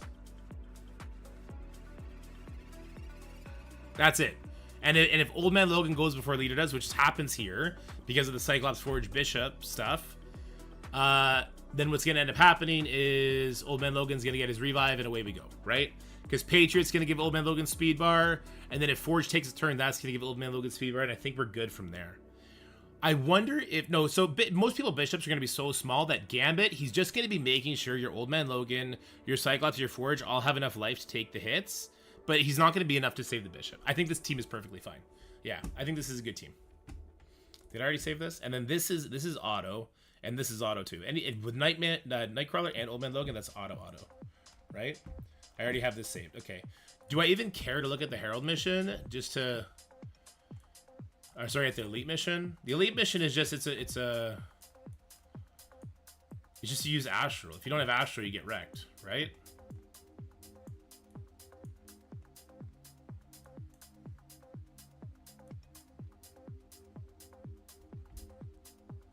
There's no Spec Ops for that node, so.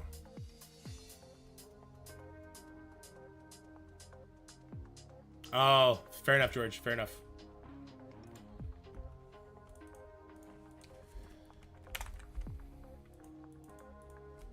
I'll do it.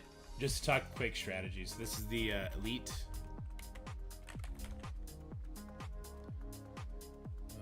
This is Astral or Pegasus. Bonuses to Astral. I think the other bonus is to War. It is to War to make it harder for us. Oh, sorry, bonus to Astral. And the bonus is to War. And that's it.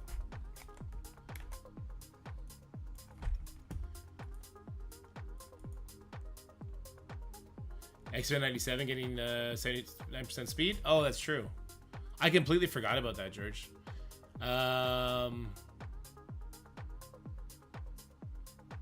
It's so much easier then. Never mind, the Herald mission's a joke.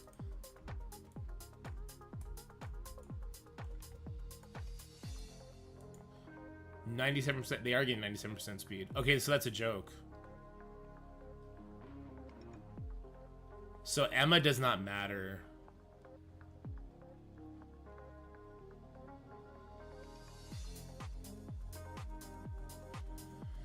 So it doesn't matter. We don't need to use Bishop here. So do I want to put Sunspot there? We can put Sunspot there.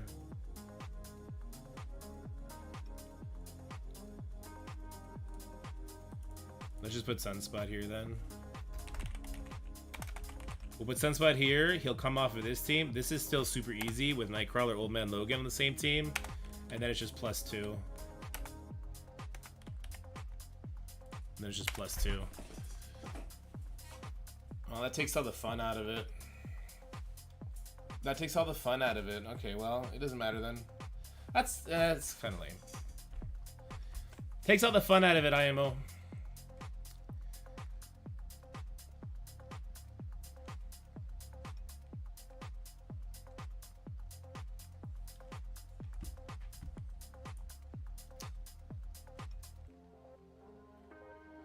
Yeah, Old Man Logan. So, Sunspot's gonna go, Forge's gonna go, Gambit's gonna go, giving speed up to Old Man Logan. Cyclops is gonna go, and then Old Man Logan's gonna just finish everybody off. And that's with no Nightcrawler. You're absolutely right.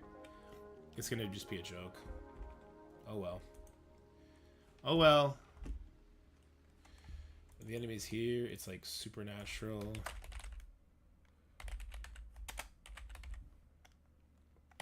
/ Weapon X.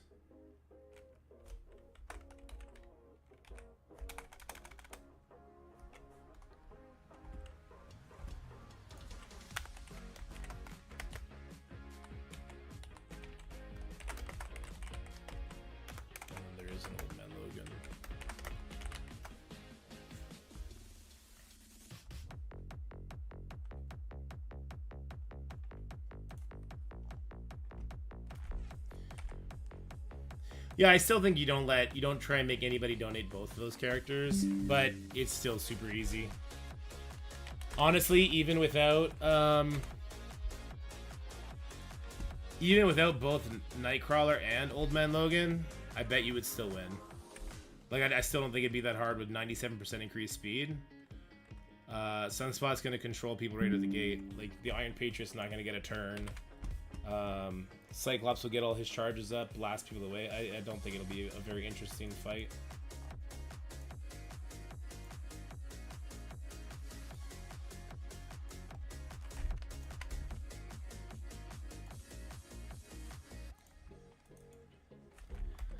This is just a suggestions page because obviously it's just Astral, right? So, fill in Astral members ASAP. Replacement order. I put Doctor Strange in before anybody else. And he goes over somebody, and then it'd be Moondragon. Especially if you get her awakened ability. Ancient one. Emma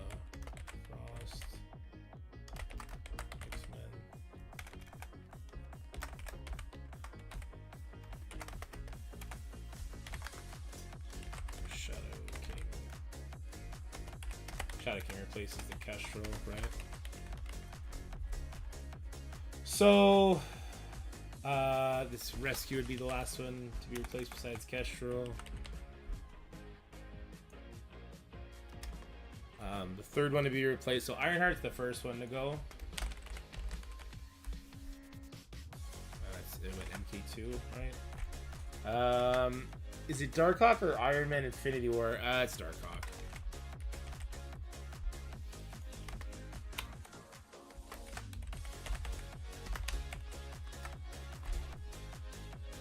Darkhawk, you lose that on the energy, but once you're down to only 3 members, you don't really get that option anyway. Yeah.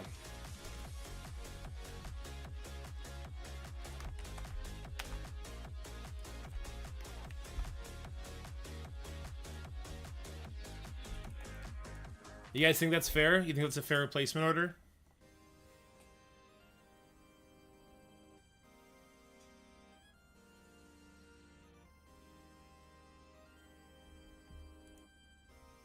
I think if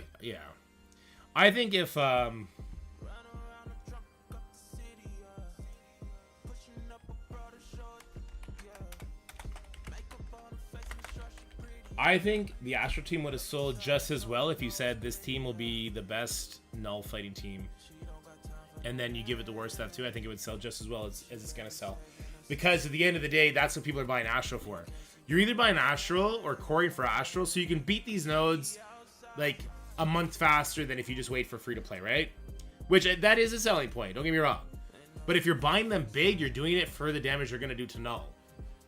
So I just don't get it. I believe if you have your Gear Tier 19 level 95 Pegasus, they are better as a full team with no replacing too.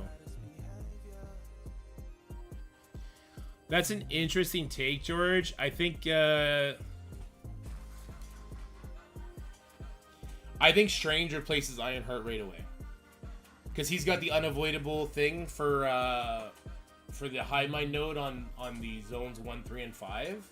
And he can do a revive, right, if Rescue dies. So I think Strange goes in over Ironheart. I could see where you would maybe want to keep Darkhawk and Iron Man together instead of bringing in Moondragon, because the energy. I see what you're saying.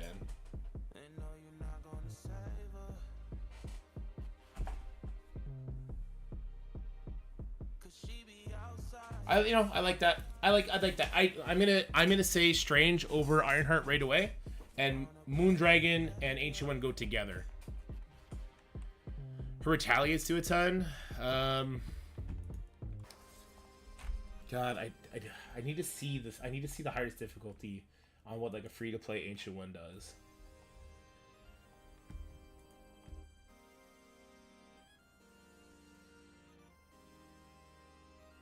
It's only when she gets hit.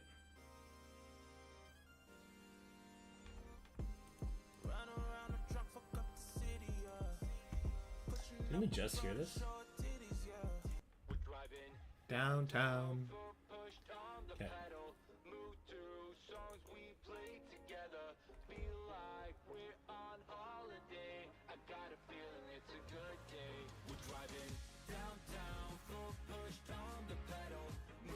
Should not be underestimated. It's only if she gets hit, though.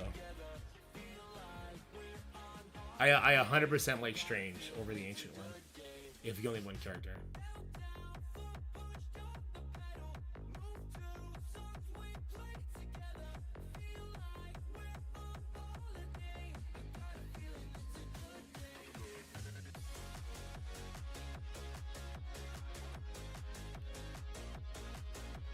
Why didn't I remove his barrier? I'm not sure.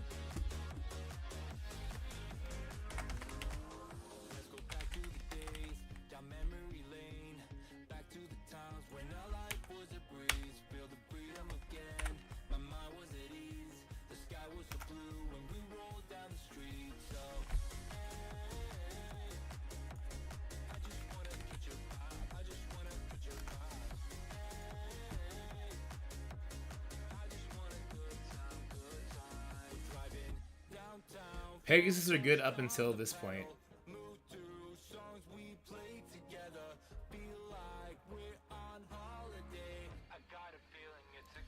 The good part about Pegasus is you can kind of bust all your cooldowns here, and then you can just basic into the Morbius over and over and over again, while like your Strange heals you up, your Rescue heals you up, and you rebuild your energy from Darkhawk. After that, you can dump in. I think Ancient One gives energy to everybody, right? No, just to Astro. I think I'm fine with this.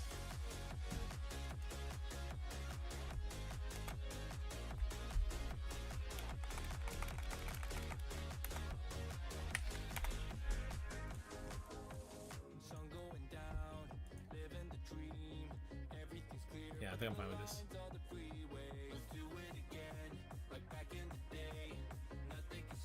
Silent Conversation difficulty 3, 4. Yeah, I think like a million powered Pegasus is still gonna walk over this stuff. I just don't think a solo Moondragon brings anything. She erases one of the final waves. She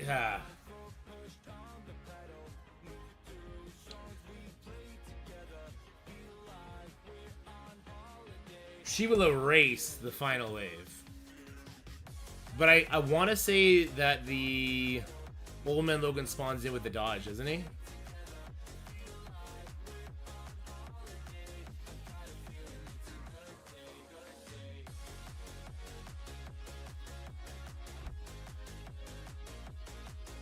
She does. She does.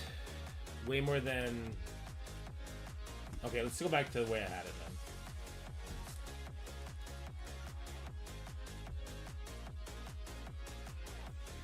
But I'm gonna get rid of Iron Man. So Moondragon will replace Iron Man.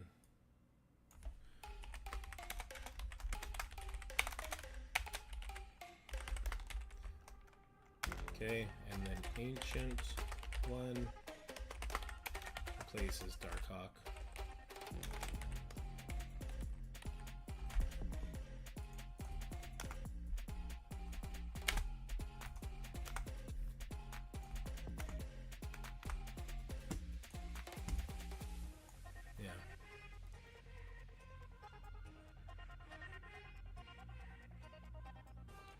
They changed the enemies on the bonus though, the one with Odin.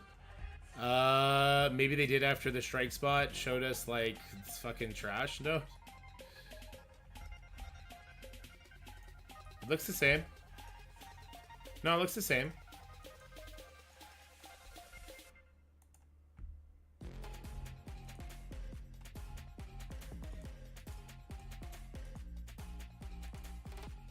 I think that's good.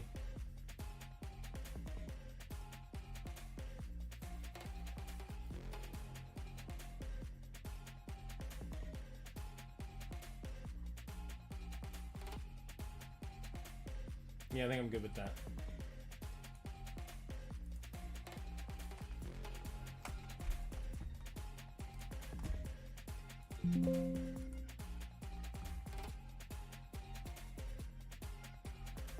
So for this video, I'm gonna talk about the teams, talk about it, and then talk about how I do Spec Ops.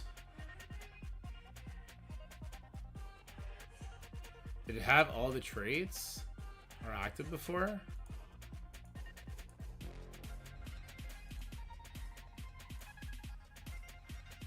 On basic, all Asgardian allies gain 4 energy. That's why Odin can keep going. All ability effects that require a specific game mode are active.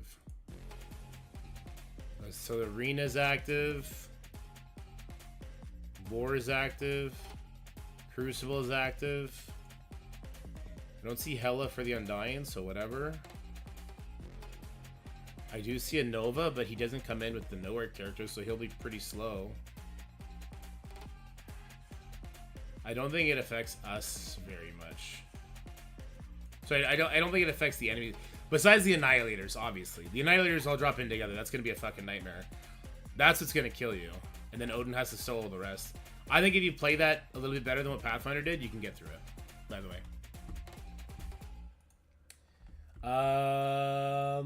So I think I'm good on slides. Now, as far as the flow of the video goes, where do I have a picture? Why don't I have a picture anywhere? Where do my image sources go? That's weird.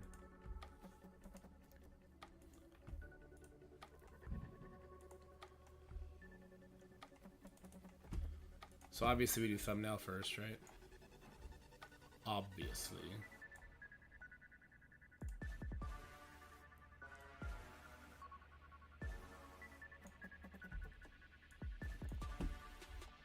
Okay.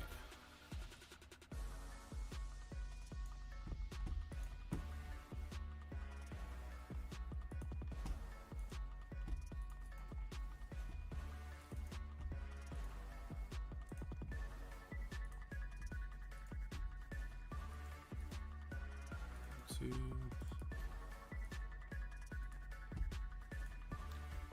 Number 3.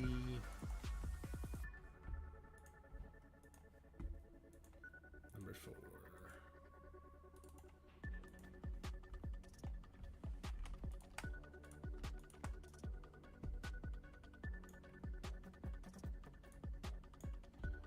Let's group all these. Whoops. You to here, group. This is gonna be slideshow.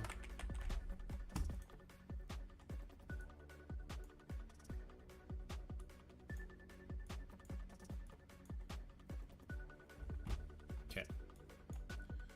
So what I'm gonna do, first of all, I have to delete this stuff. Unfortunately, the Halloween stuff, get gone. Calculator go away. Whatever this window source is, go away. Trigger fires have been turned off for some reason. They're now turned on. Discord collab. I guess we keep that. What's group 5? Group 5 is getting deleted. Get out of here. Media source 18 gone. Media source 14 gone. A notepad group. Should have been using that from the get-go, I guess. Yeah, we'll get rid of it for now. Ancient one unique. We're obviously not using that. Another media source gone. Live pool screen share. We've been using that as our notepad. So we keep that one.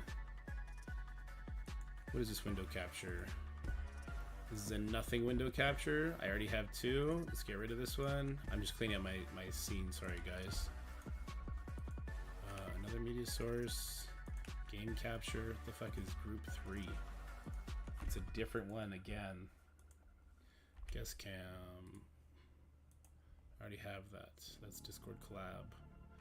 Another image, display capture, that's dangerous to have on here anyway. Browser, that was for some sort of sponsorship. Road, we keep. Another display capture, that's dangerous. Warcraft overlay, that's awkward. Raid, small, bad. Twitch viewer count, does this still even work?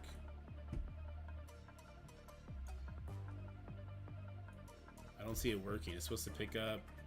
Oh yeah, it works. Why don't we see it though?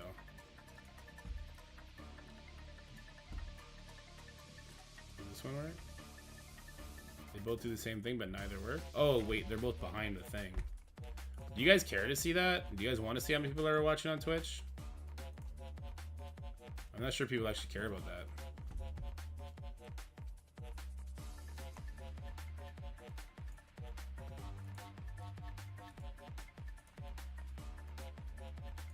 Do you guys care about that? I don't think anyone cares about that. Kind of like it, but I'm not sure why I like it. I'm gonna leave it there for now. RNG pop out? No, that's garbage. Thumb recording, I already have one of those. DPCs. I've deleted those pictures since this, so this folder's garbage. Does this actually work? Nope. All these windows. Oh my god. I am just a horrible streamer. Jesus Christ. I should keep that one. Look at these media sources. I just like bury this stuff. Another display capture. Horrible idea. Another media source. Another notepad. This is like, it's like emptying out it's like I'm a hoarder of fucking scenes. Jesus. ISOs for Strange. I like Strange as a raider and Moondragon as a healer. Personally. I'm not gonna delete it because I like it, but I'm gonna do that. Okay. So the way this is gonna work is we're gonna go from slide to slide. This one, however, is gonna become my spreadsheet. Talk about how I do what I do.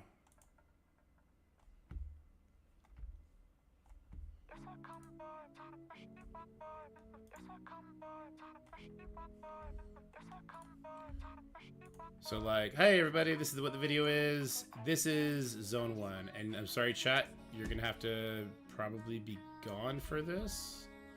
Let me see the other slides. There's still room for you there, still room for you there. Running out of room there. And then this is a nothing slide? Wait, hold on. Where's Zone 4? Node 4. There it is. There it is. Oh, that is Zone 4. Okay. Probably no room for chat on this one. Or just like really small chat. I don't know. Like, I like having you guys in the videos though. We'll do like this, and if you hide the Old Man Logan, obviously they'll just see Old Man Logan, or I'll comment on it. These are gonna go up on the Patreon anyway for people who want to see it.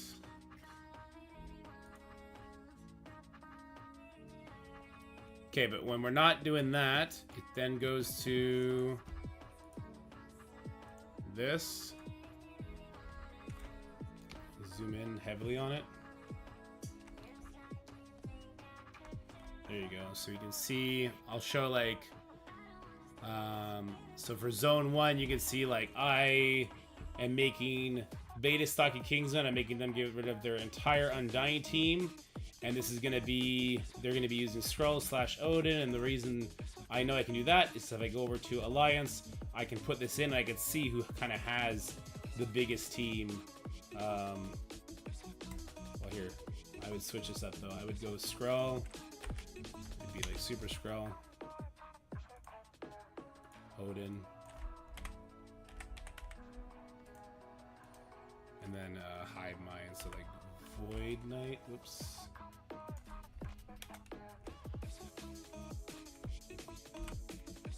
Actually, I would probably do Nowhere.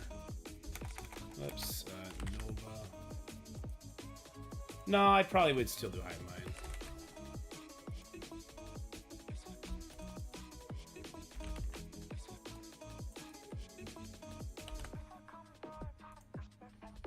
Yeah, and like Betas, you see we got giant teams, so it kind of shows the thought process that goes behind who's doing what. So we select new difficulty. I don't think it is active till next week, though. So yeah, so each zone I'll give an example of who I'm assigning to what, like what it means to be on the Spec Ops team, kind of thing. I think that's valuable information to share. What do you guys think? I think that's valuable information to share.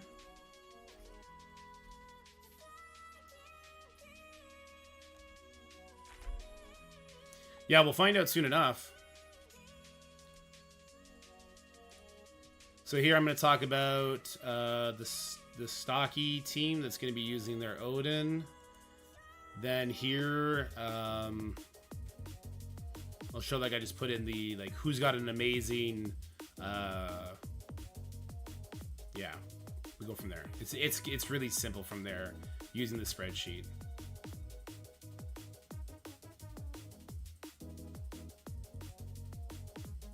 And then here, this is just like straight like theory. Like, hey, like this is just what you're gonna do as you unlock this. There's nothing.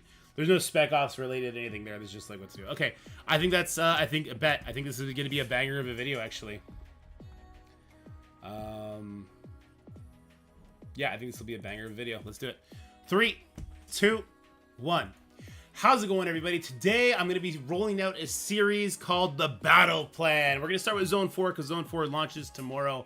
And what I'm going to do is I'm going to talk about the node, the enemy composition, and how to manage Spec Ops as easily as possible while not screwing over your alliance mates to get the nodes done. Now, it doesn't really matter this first week, right? Because we're all stuck on normal difficulty. This is going to be a plan that's going to carry us through to the highest difficulty. This is the plan for the highest difficulties, and once we get to week 4, we can do the highest difficulties. I'll include the gameplay. Okay. There's not full time first time rewards. It doesn't seem. Okay, 3, 2, 1.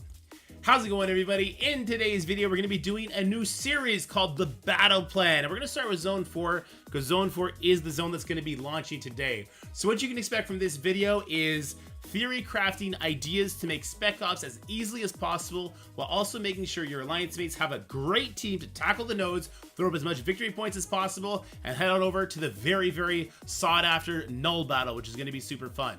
I'm also going to be showing you how to utilize the Live Plus spreadsheet to its highest capabilities for now. It's going to evolve soon. I'll share that information with you in a little bit. And it should just make Battleworld a lot more easy to manage for everybody and just easier to understand for everybody. Okay, so let's get this started. We're starting with Zone 4, obviously, and we're going to start with Node 1. Node 1 is your Bio or Asgardian node. There's bonus to the Undying characters. I don't really care what those particular bonuses are, because they're nowhere near as powerful as the next bonus, which is War Rules are active. The enemies, as you see, they're Gamma/invaders. The enemy list is right there beside you. So there's not a Red Hulk on spawn, but there is a Brawn. So that means that we do have speed up on spawn to the Gamma members that we do need to worry about. Leaders there, so that could be a lot of damage. All right, Valley Flying is raiding. We'll redo this in a second. I got your notifications off. That's okay. We got the flow. We got the flow. What up, Valley Maniacs? No, you're good, man. You're good. I should have turned that off. What up, dude? Hope you had a great stream. Looking forward to our talk in like a little less than an hour. It'll be fun. Or a little bit more than an hour, rather.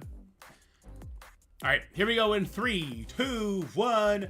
How's it going, everybody? In today's video, we're going to be starting a new series for you guys called The Battle Plan.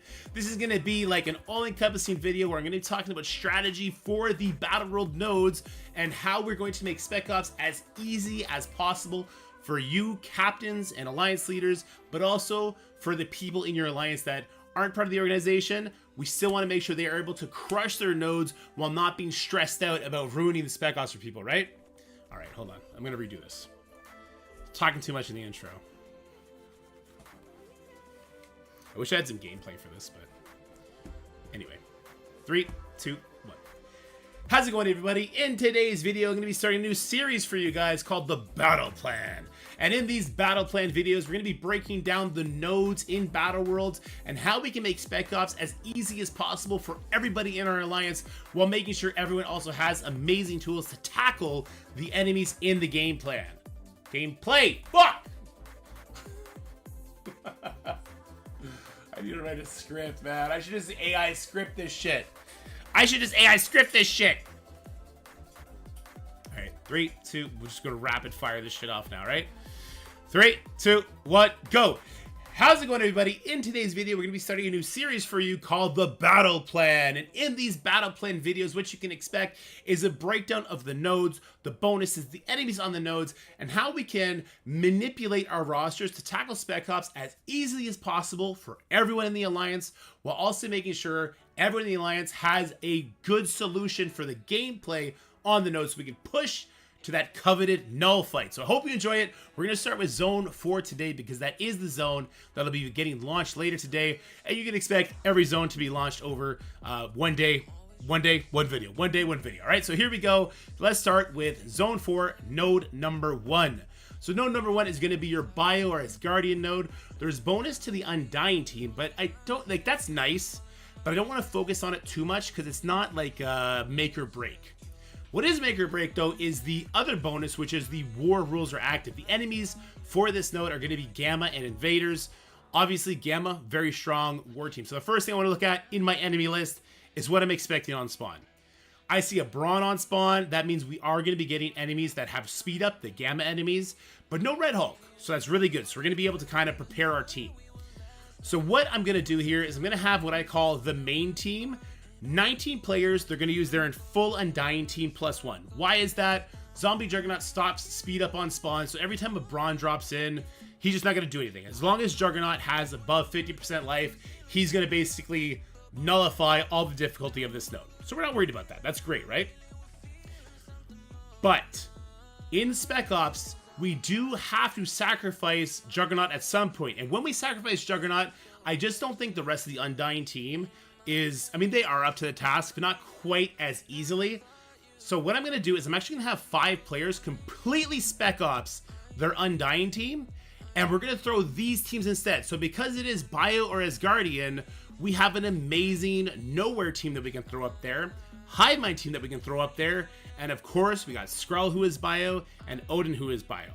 So let me jump on over to the live pool spreadsheet right now, and I'll show you how I decided who's going to be on what I'm calling the Spec Ops team. So I went ahead into the Alliance tab, you can see here on the bottom, and I went and searched for Carnage, Red Goblin, Void Knight. That's the 3-piece Hivemind that's the most important, Odin, and Super Skrull. So it's going to show me here on the total who has the biggest team like that, right? And so I see number 1 Axo, 2 Flauco, 3 Beta, 4 Duder, 5 Stocky, but I'm also seeing a bunch of 4 million power. So once I see who's kind of got the best Spec Ops team, I head on over to Zone 4 to do my assignments. And what I'm going to do is I'm going to have the people that had really, really good, the team that we just showed, I'm going to have them sacrifice their entire Undying team.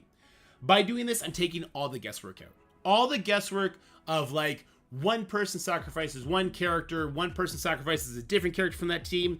That sort of organizational nightmare, it's just far too much, and it doesn't make sense when we consider what the room rules are and what characters we had available to us, right?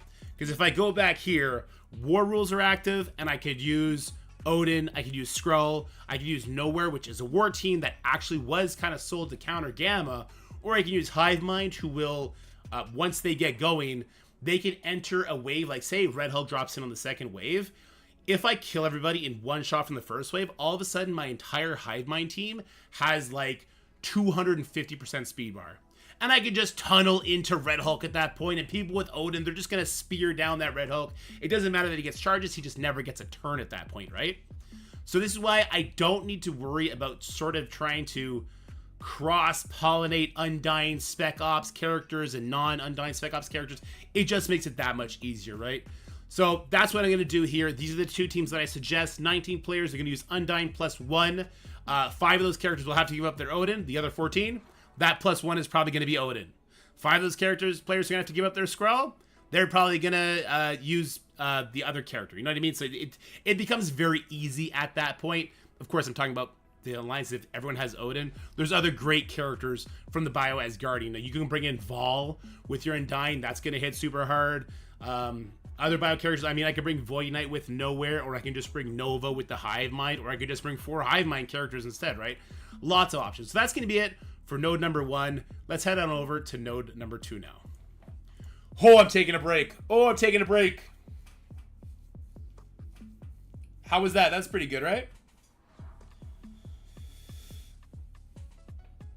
Oh.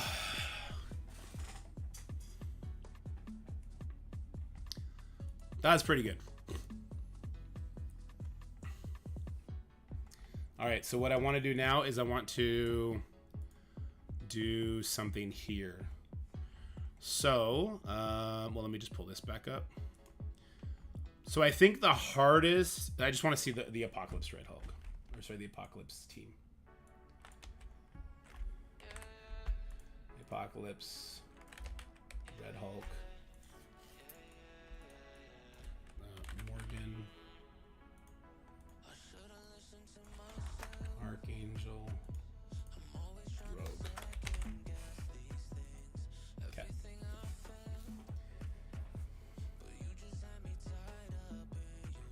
Okay.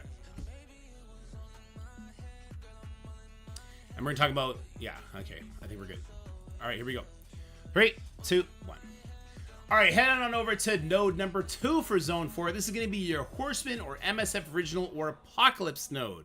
You might have noticed we had a war trait in the last one, and we had bio characters, but I didn't bring up us using our Gamma whatsoever. We're going to rely heavily on Red Hulk for this node too, because war rules are also active here, and he's the only war character from the Horseman, MSF Originals, or Apocalypse, which is, they want you to use Red Hulk here. It makes sense to use Red Hulk here. I think he's going to really trivialize things. The enemies, as you can see, we got Uncanny, we got limited characters. Notice there's no Nightcrawler here, right? Do we have a Forge here? I don't even think we have Forge. No Forge, no Sunspot. Of course, there's Cyclops because he's part of the Uncanny team. This is like a really basic enemies. So it's more about how we navigate Spec Ops here, while also kind of just making sure our people are getting through the waves as easy as possible, lucky for us, in Zone 4, they don't ask you to spec ops your Apocalypse. Alright, so we're going to use Apocalypse for all 24 people. They're going to use their Apocalypse here. The main team, 14 of these players, they're going to use Red Hulk with Vol, Weaver, and then they could choose between Deathpool or Archangel. So this main team, 5 of these players need to get rid of their Rogue, 5 of these players need to get rid of their Morgan. Just so we kind of know how we're organizing this, okay? For the Spec Ops number 1 team, we're going to separate this into 2 options, 2 different Spec Ops teams, because I want to make it as easy as possible. 5 other players, they'll use Apocalypse with Morgan, no Red Hulk, they got to sacrifice their Red Hulk to Spec Ops, Vol, Weaver, and then they could choose between Rogue or Deathpool. Okay, so you see these guys, they are going to have to Spec Ops their Archangel and their Red Hulk. Spec Ops team number 2, 5 players. I'm just going to make these guys use the entire Horseman Apocalypse team. This is going to simplify it for me. So Spec Ops Team 2, these players, I'm going to get them to sacrifice all of the Scopely original characters. I'm just going to take all the sort of crisscrossing out of it, just like we did in the last one. So if I head on over to the spreadsheet once again, you can see what I did here. I went and I searched like who has the biggest just Horseman plus Apocalypse, keeping a close eye on who's got a big Archangel, because I really want Archangel to excel here. I want him to get kills, which is going to give energy to all Horseman players, and then the snowball goes crazy, right? Snowball goes hard. So again, kind of the usual suspects in my alliance. We got Yomi, Stocky, Falco, Kingsman. I'm down here somewhere. I'm going to take the responsibility for this one too. As one of the people setting this up, I want to take the hardest assignments. So then I go back over to Zone 4, and once again, you can see Spider Weaver. I'm taking one, Stocky, Kingsman, Falco, Yomi. I go down to the other Scopely originals. We got Deathpool, we got Vol, and I think we're missing one. She's here somewhere, right? Kestrel, right? No, we're not using Kestrel. That's right. I set that up on purpose. So the same reason we didn't use Red Hulk for Node 1 in any capacity is also why I'm not using Kestrel, because until we have the Astro team, we're going to be needing her for that elite mission, right? So this is what I'm going to suggest here. Let's move on over to node number 3. All right, take a break. Did I say Teabag? That's his name. That's his name.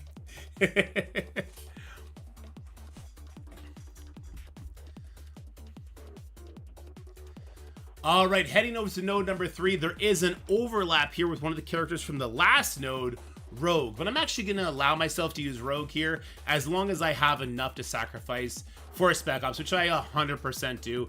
We were only using 10 Rogues in my suggestions or my recommendations for that last node. We're only using 5 Rogues here. That still gives you 9 Rogues that people can sacrifice, or they can throw in on one of the other teams if they so choose.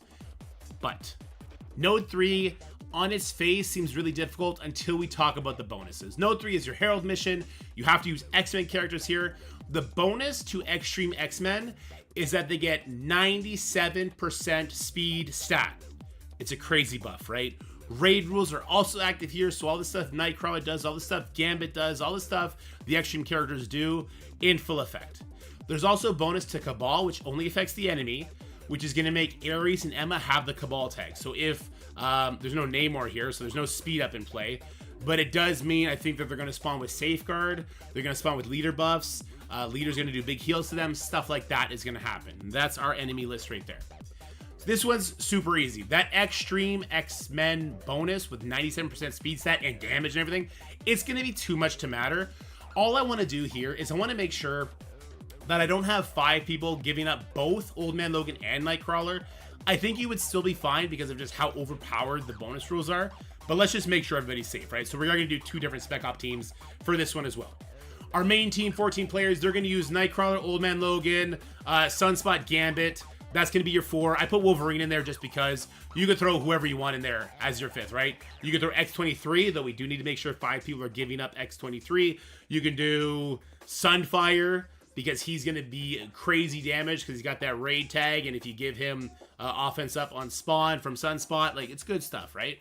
So it's really easy. Just that first team has Nightcrawler and Old Man Logan with Sunspot and Gambit as its core. 5th one, who cares? The first Spec Ops team, I got Old Man Logan, Bishop, Cyclops, Forge, Gambit. Oh, I was supposed to edit this. Wait, did I just not save that one? Oh, I didn't save it and I erased over it. Oh, I'm an asshole. Shit, I got to redo that. Because with the 97% speed, we don't need to rely on this damn it. Why did I do that? Aw. Damn, I thought we were about to get through this fast. We're not. Oh, I thought we were gonna get through it fast, and we're not. It makes me sad.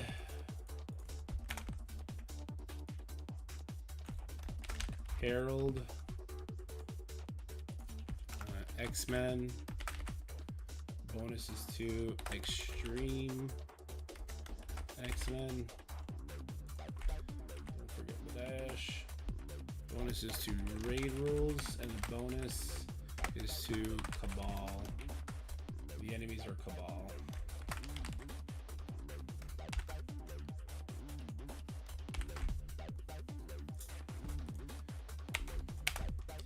Boo, Dorky! How do you fuck this up? We've been watching you make these goddamn little pictures forever, dude. What are you doing? Huh? Alright.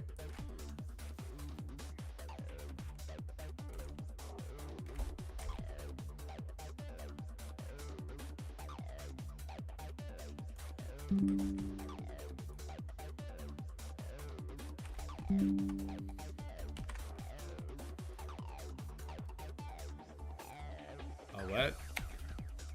That's awkward. It caught part of the other screenshot.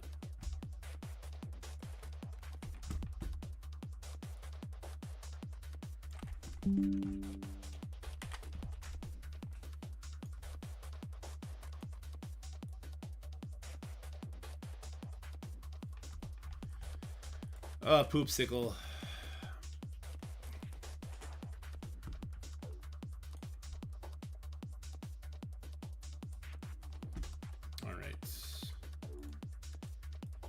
Main team. Night Crawler. Oldman Logan. Sunspot. Gambit. And then this is just a +1. The next one was Oldman Logan. Cyclops. Forge. Gambit.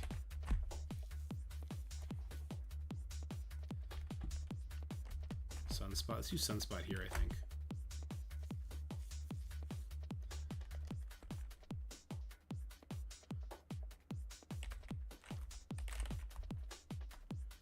Here is going to be Nightcrawler, Rogue. So we're not using Sunspot here then. Okay, so we're not using Sunspot here. No, I do want to use Sunspot here. So let's go with Cyclops here. Or just +2. Just +2 it.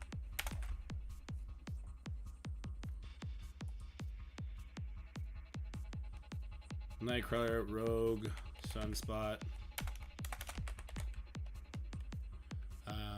Forge, and Cyclops.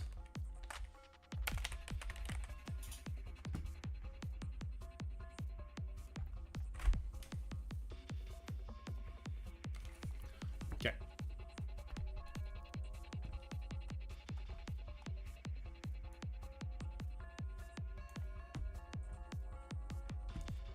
One of the Cyclops, Forge, Gambit, Sunspot. Nightcrawler, Rogue, Sunspot, Forge, Cyclops. So this one up here is getting rid of Forge and Cyclops and Sunspot. All right, that's fine.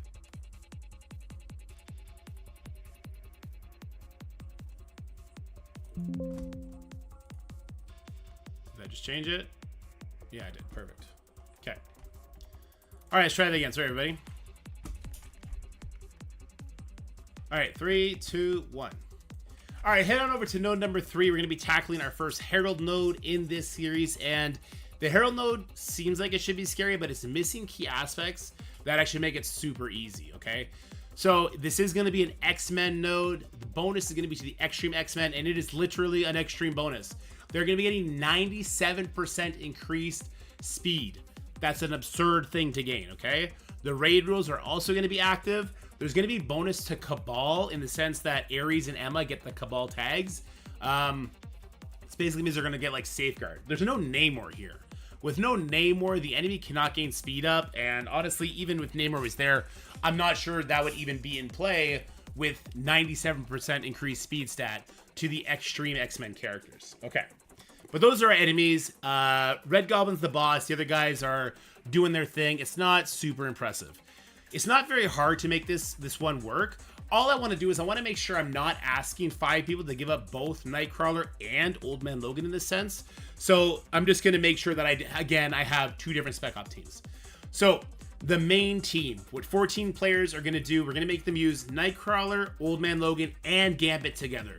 Those are 3 insane heavy hitters. They're going to solo this node. We're going to get +2 on there. That could be a slew of characters. From this group of 14, though, I need them to put Cyclops, Forge, and Sunspot all into Spec Ops, okay? So 5 of those people need to be doing that. You can kind of spread that around if you want. I find it more simple just to, hey, get them, 5 of those people to do it. Just get them to do it. And then they can throw in Sunfire, right? They could throw in X-23 as those +2. It's not going to matter because Nightcrawler is going to have 97% increased speed. He's going to give speed bar. He's also going to be calling in Old Man Logan to assist. It's extra speed bar. This is just a super easy walk in the park. Spec Ops team number 1 is a little bit more interesting because we don't have Nightcrawler's team. We have to have 5 people sacrifice their Nightcrawler. Nightcrawler stops the Emma passive, right? He also has speed up on spawn. He also gives speed bar. So he kind of trivializes this. So the players that are going to have to do this node without Nightcrawler, that was kind of the most interesting. So I'm going to give them the rest of the extreme team. So they're getting Cyclops, Forge, Gambit, and Sunspot. This should be super easy. With them getting 97% increased speed, they're still going to go before every enemy across unless they start with speed up for some reason, which I don't remember if they do or not. I don't think they do. And they're going to be calling in assists from Old Man Logan, fueling his turn meter, and eventually he's going to get to go, and you're going to quickly blow through this node, okay? So the Spec Ops Team 1, they're using Old Man Logan, Cyclops, Forge, Gambit, and Sunspot. Spec Ops Team number 2, this is going to be a really easy one. They're going to use Nightcrawler, Rogue. We only used 10 Rogues in the last slides, so we still get to use 5 more, and then 9 people, you can kind of play around who's going to get rid of their Rogue. Sunspot, Forge, and Cyclops. This was really easy to do. There's not much to show you on the spreadsheet as far as this one goes that's going to give much indication, because there is kind of a lot of X-Men characters here. Like, we have Sunfire on here. He's not part of the extreme team, but people do have to give him up, right? We have Wolverine, again, an X-Men character. There's more. X-23, so it's going to be fine. You're going to be fine in like doing this. Just make sure that you're calling out people, use this team, and then fill in their Spec Ops, and as long as they just blindly use the team, they're going to walk over this node because this node is just not particularly hard with those extreme bonuses, okay? It's very, very simple. The Battle World is shaping up to be very, very simple, which is fine. We'll see what difficulty 5 is going to bring. Maybe we'll have to change some things around. Like, maybe we're not going to get a kill with our Spec Ops Team 1 here, using Old Man Logan, Cyclops, Forge, Gambit, Sunspot. Maybe the enemy pops off and people just start dying, and then we're going to want to bring in, like, a Bishop, a pre-taunt that's going to be super squishy, die really quickly, calls in Forge to get 100% speed bar because of his interaction with Cyclops. Maybe there'll be something more interesting happens at the higher difficulties. We're going to have to wait and see. But that'll bring us over to the final node. And the final node, node number 4, this is going to be our elite node. This is just kind of the astral node, right, if you will. And there's not much to talk about here, except that astral gets bonuses. War bonuses are active. That's going to that's only going to impact the enemies. And the enemies, we're looking at a lot of supernatural characters. That is a war team. Weapon X, that's another war team. And Old Man Logan, a war character, but luckily he doesn't come with a panda pool coming in with a bunch of speed bar. I think for all these astronauts, and I'll put this in all the videos, it'll just be kind of something that happens at the end of every video. The replacement order seems fairly consistent to me, especially if you're unlocking these characters on a free-to-play basis. Doctor Strange immediately replaces Ironheart. Because Ironheart's not getting like the raid speed bar bonus to her team, she gives the least. Doctor Strange comes in. If somebody dies, if Kestrel dies, he gets energy right away, because anytime any ally dies for the first time and Doctor Strange is their ally, he gets energy. And he can just bring them back, right? As long as it's not a permakill. So I really like Doctor Strange to replace Ironheart as quickly as possible. Moondragon replacing Iron Man Infinity War. The reason for this is that I'm going to save Moondragon's ultimate until an entire wave comes in. Moondragon with the new stats, the enemy just doesn't stand a chance up to difficulty 4. So it just makes sense. Iron Man Infinity War, we don't want to have to put any more resources into him. He does stuff that's interesting for Pegasus, giving us speed up, but Rescue also does that. So we'll replace Rescue last. We'll replace Iron Man Infinity War first.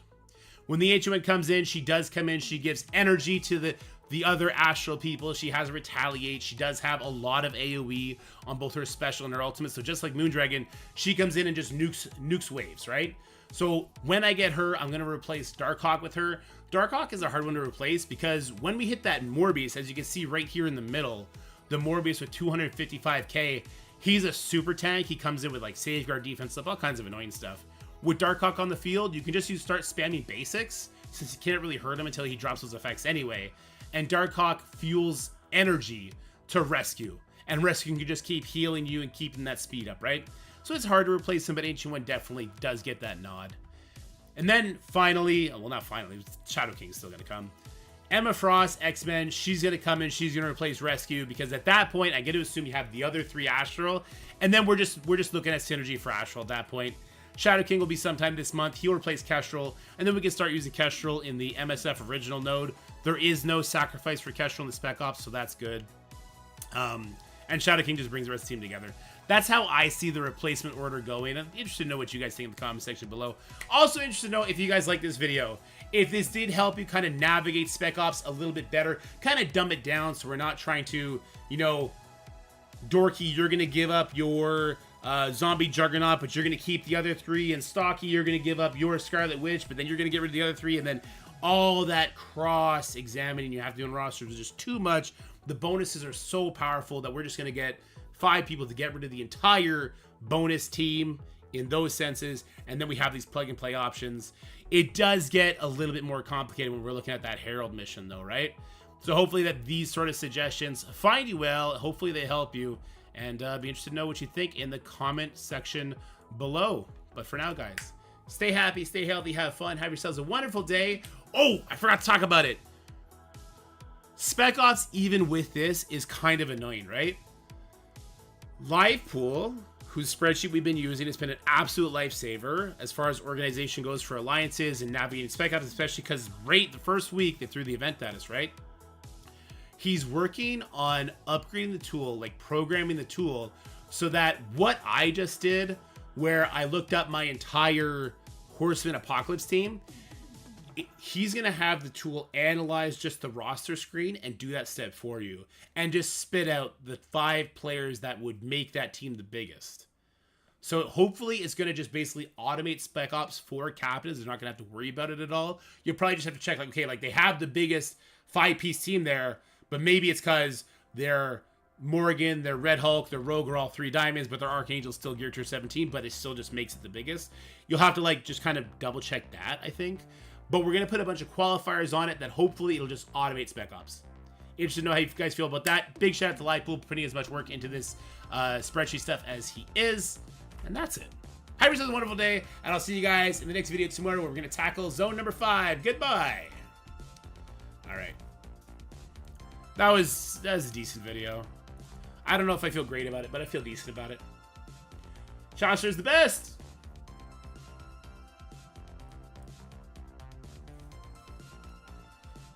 It looks like Mercs and Nowhere get buffs, and that the War and Raid buffs are on. For what zone is that?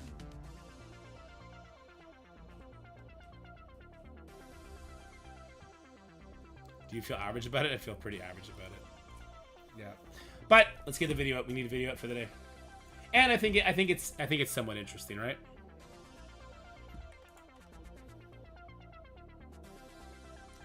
Let's go new project, battle plan, zone 4.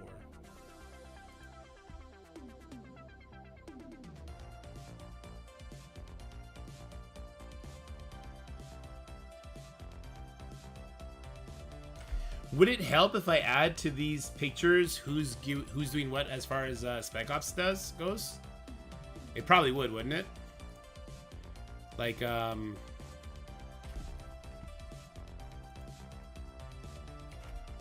if I were to put here, like, ads, add to Spec Ops, Forge, Gambit, Forge, Sunspot, Forge, Cyclops, Sunspot. Would you guys want to see that to like help direct that a bit more, or what do you think?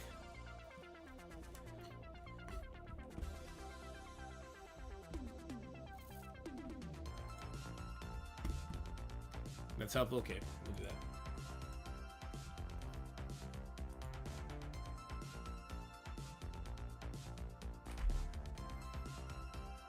No space before colon. Yeah, you're right, and no comma there.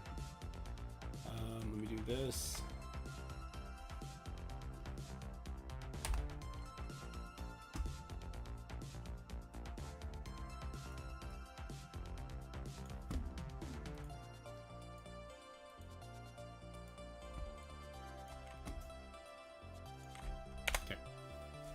That'll be for the Patreon, so, I mean, the video is what the video is. It's already done, so let me just upload this, and then the Patreon infographics will have a little bit more oomph to them, I guess. It does make it more clear, yeah.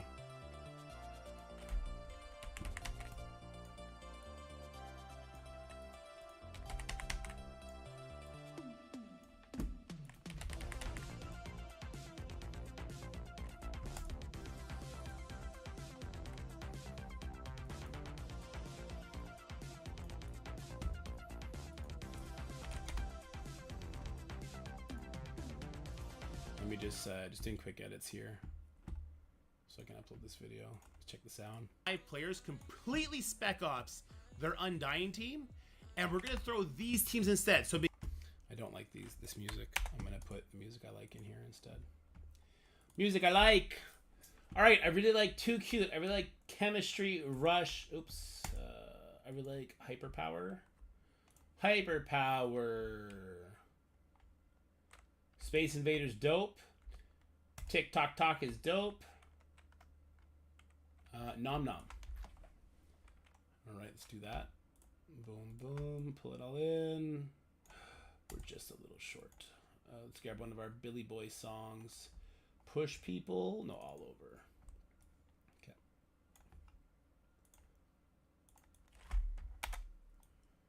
Give that a quick little minus 45er.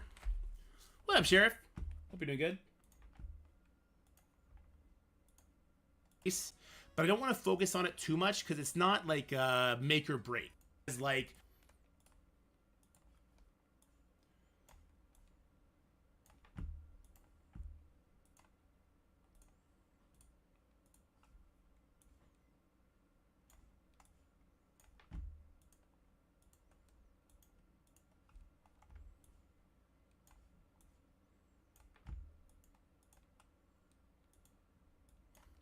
I think that's good. This is the battle plan. Zone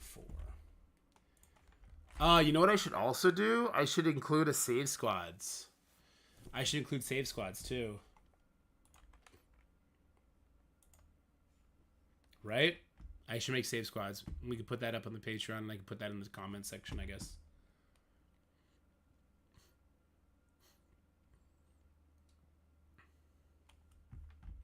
Okay, so this is rendering.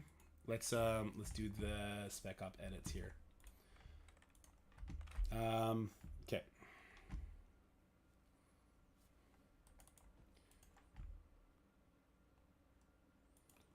So they have to add these. Can you get Cadman triggers? I don't think so. This is Nightcrawler.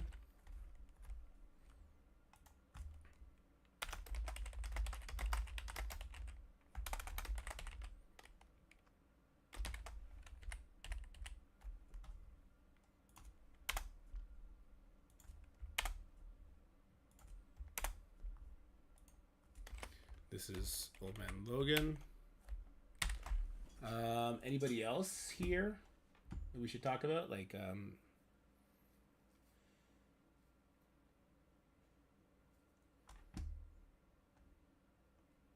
I guess just to make sure these guys have as much options as possible, we could put X-23 here. We could put Wolverine here.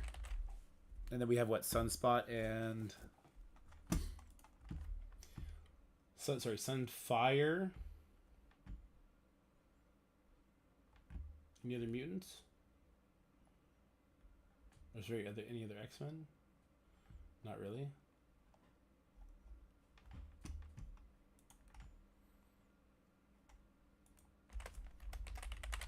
Sunfire, okay. Does that make sense? So these 14 players, they're definitely adding Forge, Cyclops, and Sunspot. These guys are adding Nightcrawler, X-23. These guys are adding Old Man Logan, Wolverine, Sunfire. Do you want... I think commas probably go a long way for this particular thing, right? Let's do commas. Okay.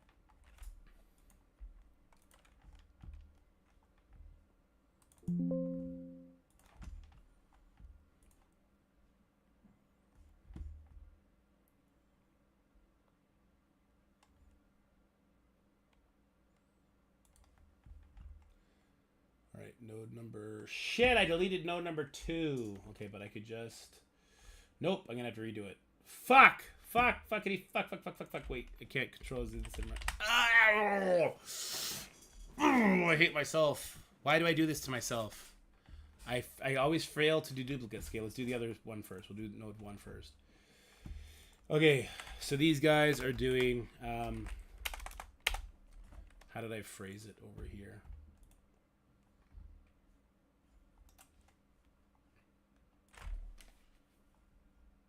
I'm going to lose my mind if I keep making these simple mistakes. Add to Spec Ops. I said just add to Spec Ops.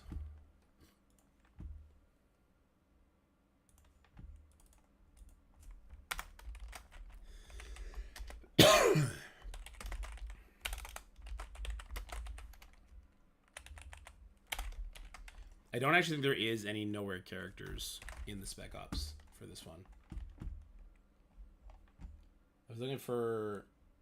So the ones we care about are Korg, Cosmo, and Nova. And I don't think they exist. No, they're not on here. So this is the Hive Mind characters instead. So I want them to do... Add a Spec Ops. So this is going to be Super Skrull, Odin, Void Knight, Red Goblin, Gore. I don't even Gwenom. I don't think Carnage is on here. Is Carnage on here? We did Void Knight. We got Red Goblin. I don't think Carnage is on here.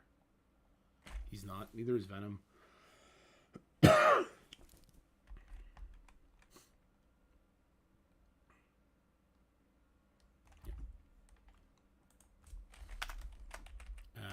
to Spec Ops. Undying. There's the entire Undying team. Undying team.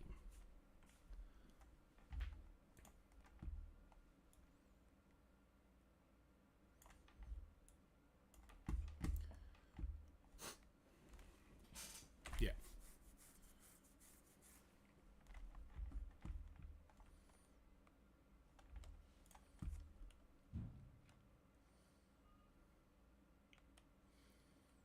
I think that's fair. Is that... Yeah, it's fair.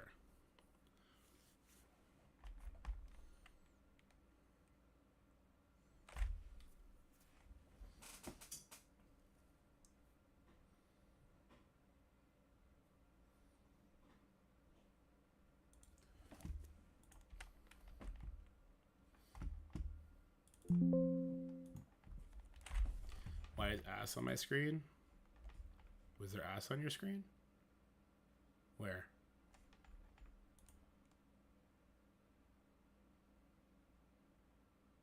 Oh, asked the Spec Ops. Whoops. Thank you.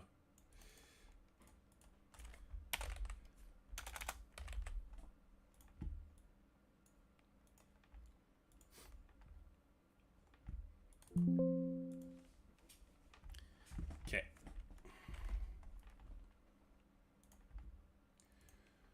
All right, so that's 1 and 3 done. 4 is what it is, so I got to redo 2. Gotta redo 2. Well, I'll tell you what. Let me first add element. Let's pull 2 up.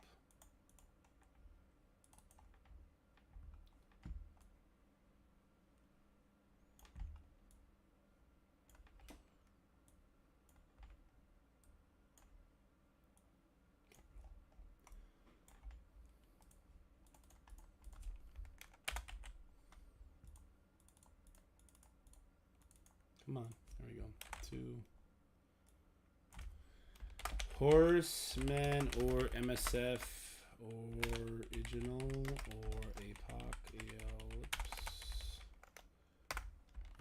Bonus is to MSF or original. Bonus is to war rules. Enemies. Uncanny / unlimited. Okay. Main team, also 14 players, is going to be APOC, Red Hulk, Vol, Weaver, DP / AA. And I need these guys to add to Spec Ops. Morgan, Rogue, because I didn't have anyone else doing Rogue before.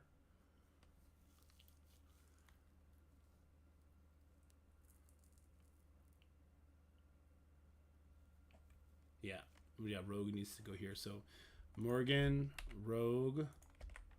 Is that it? I think that might be it. Okay, Spec Ops Team 1, 5 players. This is APOC, Morgan, Vol, Weaver, Rogue / Deathpool. I need them to add to Spec Ops. Red Hulk, Archangel. Anybody else? That's it, right? This is APOC, Red Hulk, Morgan, Rogue, and Archangel. And they're going to add to Spec Ops all MSF or originals. There we go. I think that encapsulates it nicely. Get rid of this, move this guy back up. And then I need to go capture those screenshots again, because I'm bad at my job. Okay.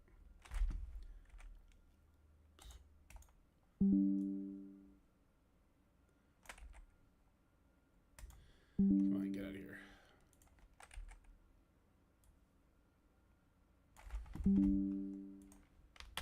Post that. From the Phantom X down. It's a big node. It's a big node for sure. A lot of enemies. Lots of enemies. God damn it. There we go. You go on top. You go on bottom. Get moved over. They actually are... Oh, I was about to say they're near perfect matches, but not quite. No one would have noticed if I didn't, but oh well. Okay, so this is what we like. This is what we would want to see from these infographics.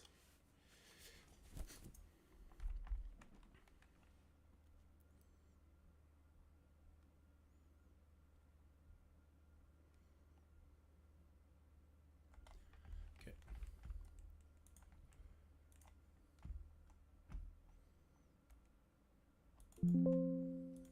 You know what I want to do now? I want to...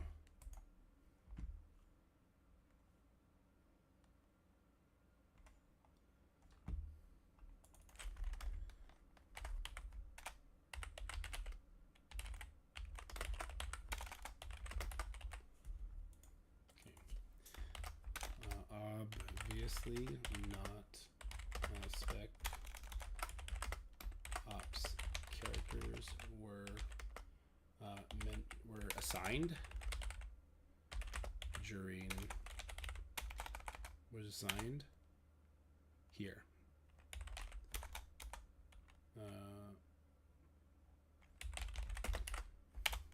After assigning the recommended teams and after assigning players to spec op teams,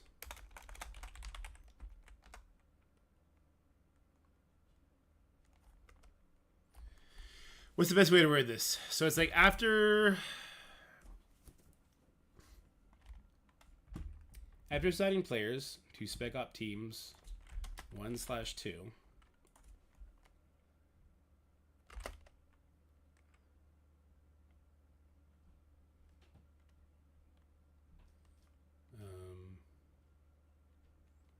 simply fill in the rest of the spec ops missions.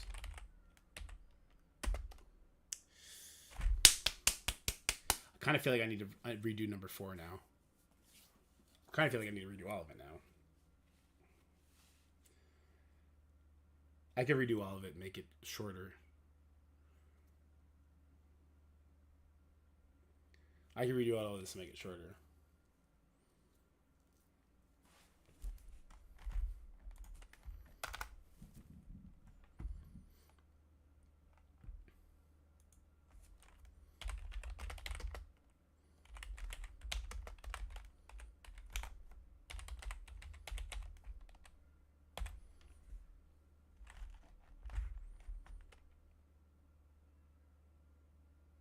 Is this in production for more than a year? No. Well, either that or I feel like people must have been moved around if it has been for more than a year, because it's pretty. It feels like it should have been copy pasted from different games, and it's not. Wasn't right.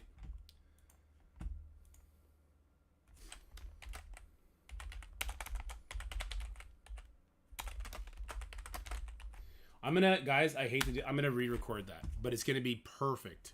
It's gonna be super fast this time. I know exactly what to do now. I think. I'm pretty sure I know exactly what to do now. So let me turn this on. Let me turn all this on. I need another image though to add to this. And this is gonna be unmentioned spec ops. Yeah, this video is gonna be a banger now. So the flow of the video is gonna be non-stop. We go thumbnail. Number 1, I show what I do in the spreadsheet to make this go good. And then we just go from here. I don't go back to the spreadsheet ever again. I just talk about the nodes, the stuff like that, and we're good. I don't know why that still says zone 1. Shit, did I erase over node 4? I definitely erased over node 4.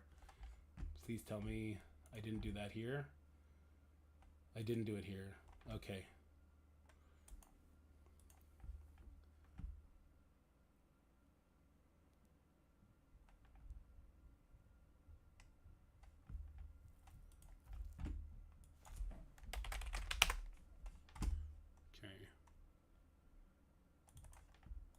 So this is supposed to be this.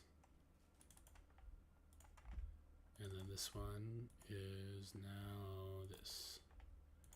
Okay. So it goes thumb. Zone 1, should I do it with the spreadsheet? Zone 2, zone 3, node 4. And then we talk about the unmentioned spec ops. And I'm going to delete chat when we get to the node 4. All right, we got this. It's going to be a banger. It's going to be the best banger ever. It's going to be Bangarang, man. It's going to be Deadmau5 Bangarang. Okay, everybody ready? Well, not yet, because I got to do this first. So here we did what? Void Knight, Red Goblin, Carnage. I don't know why the baby's upstairs screaming his head off. Odin and Super Skrull.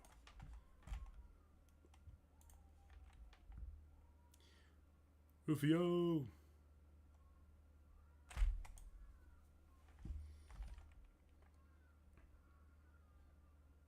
Okay. All right, here we go. 3, 2, 1. How's it going, everybody? We are going to be doing an amazing series today. Nope. Okay. How's it going, everybody? This video is actually going to be starting a series here on the channel called The Battle Plan. This is going to be the battle plan for Zone 4 of your Battle World experience. In this video, we're going to really dumb down how we can organize Spec Ops and how we're going to make sure we're leaving all of our Alliance players with the best tools to crush the nodes in front of them. This is going to be, it's going to take all the complications out of it, I should say. No, let's not oversell it. Let's not do that. Let's not do that. 3, 2, 1. How's it going, everybody? In today's video, we're going to be starting a new series called The Battle Plan. And in the Battle Plan, we're going to be breaking down Spec Ops, nodes, the extra teams. Okay, maybe this isn't going to be super simple.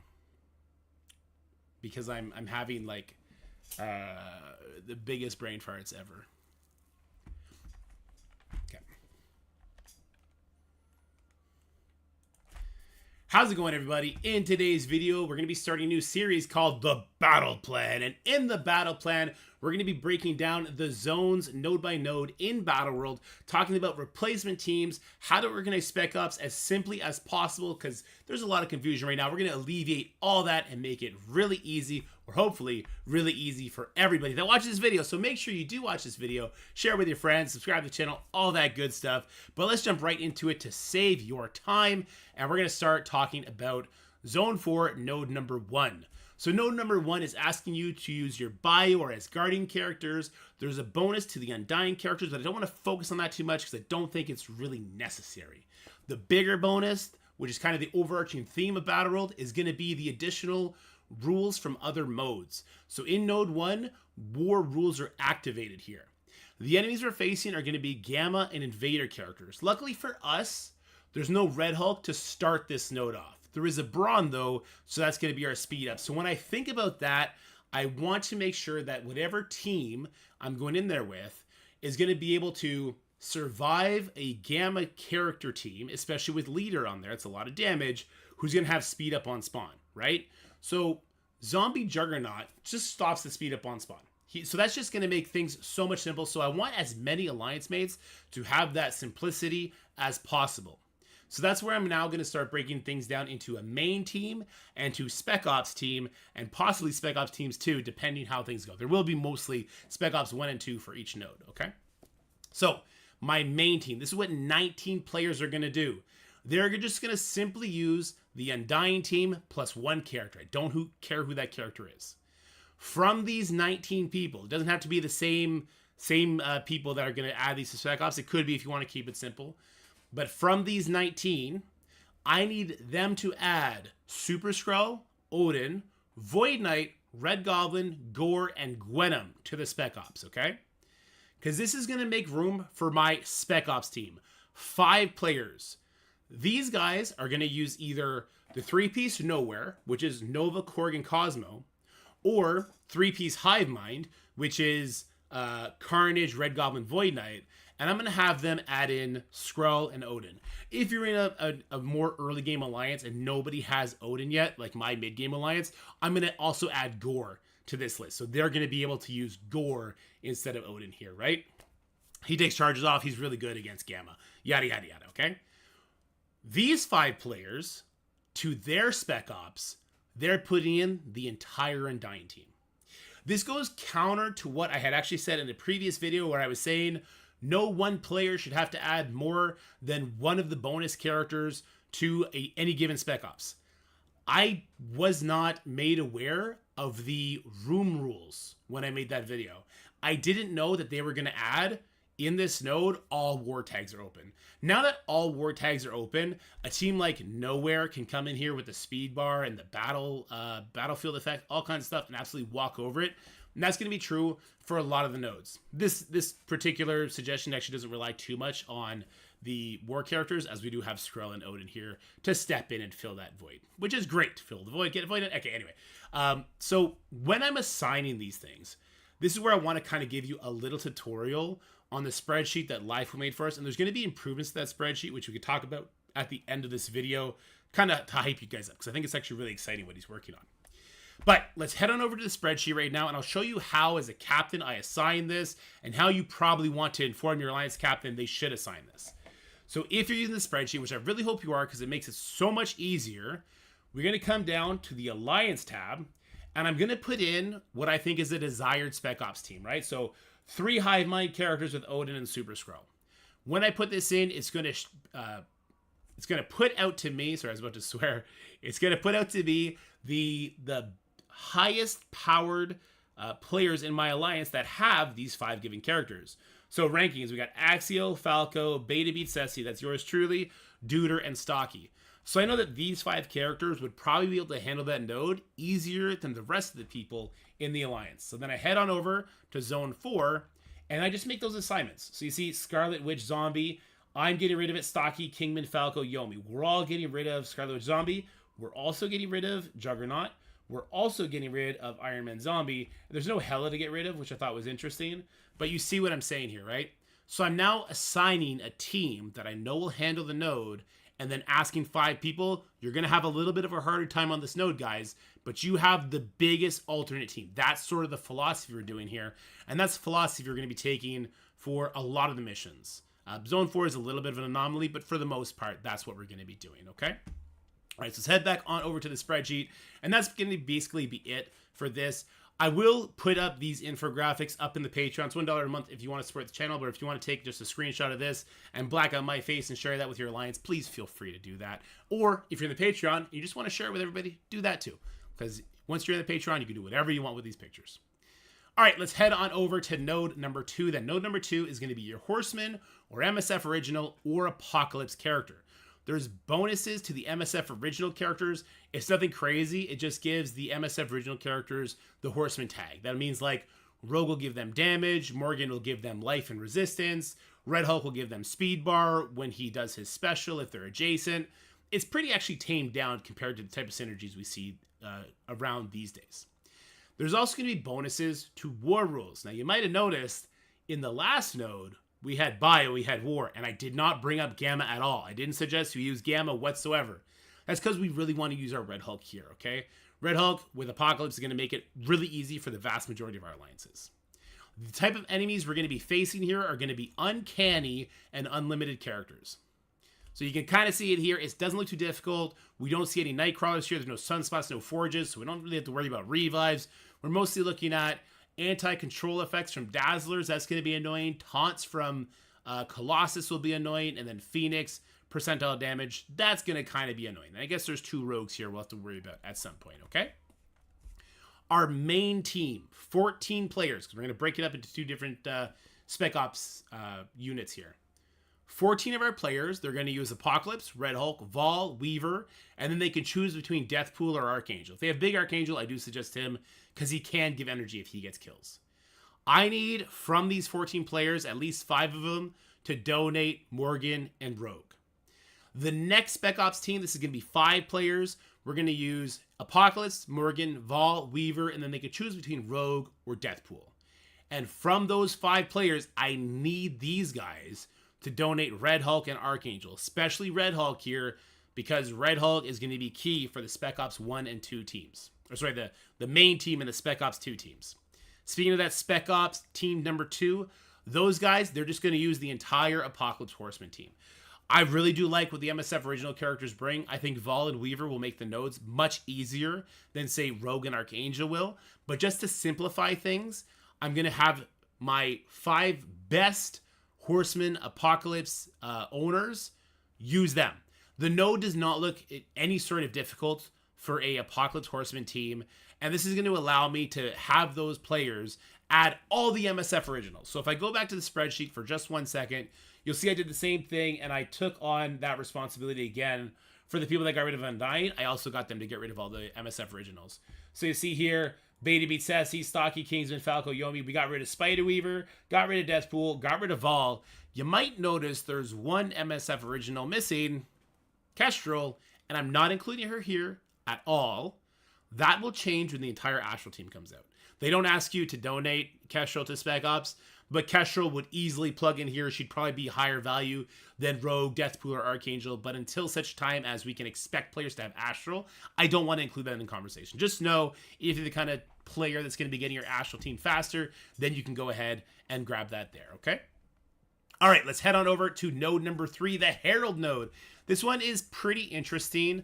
On its face, it seems like it could be difficult, but there's so much important units missing from this Herald team that it's going to be very simple. And the bonus rule is extreme.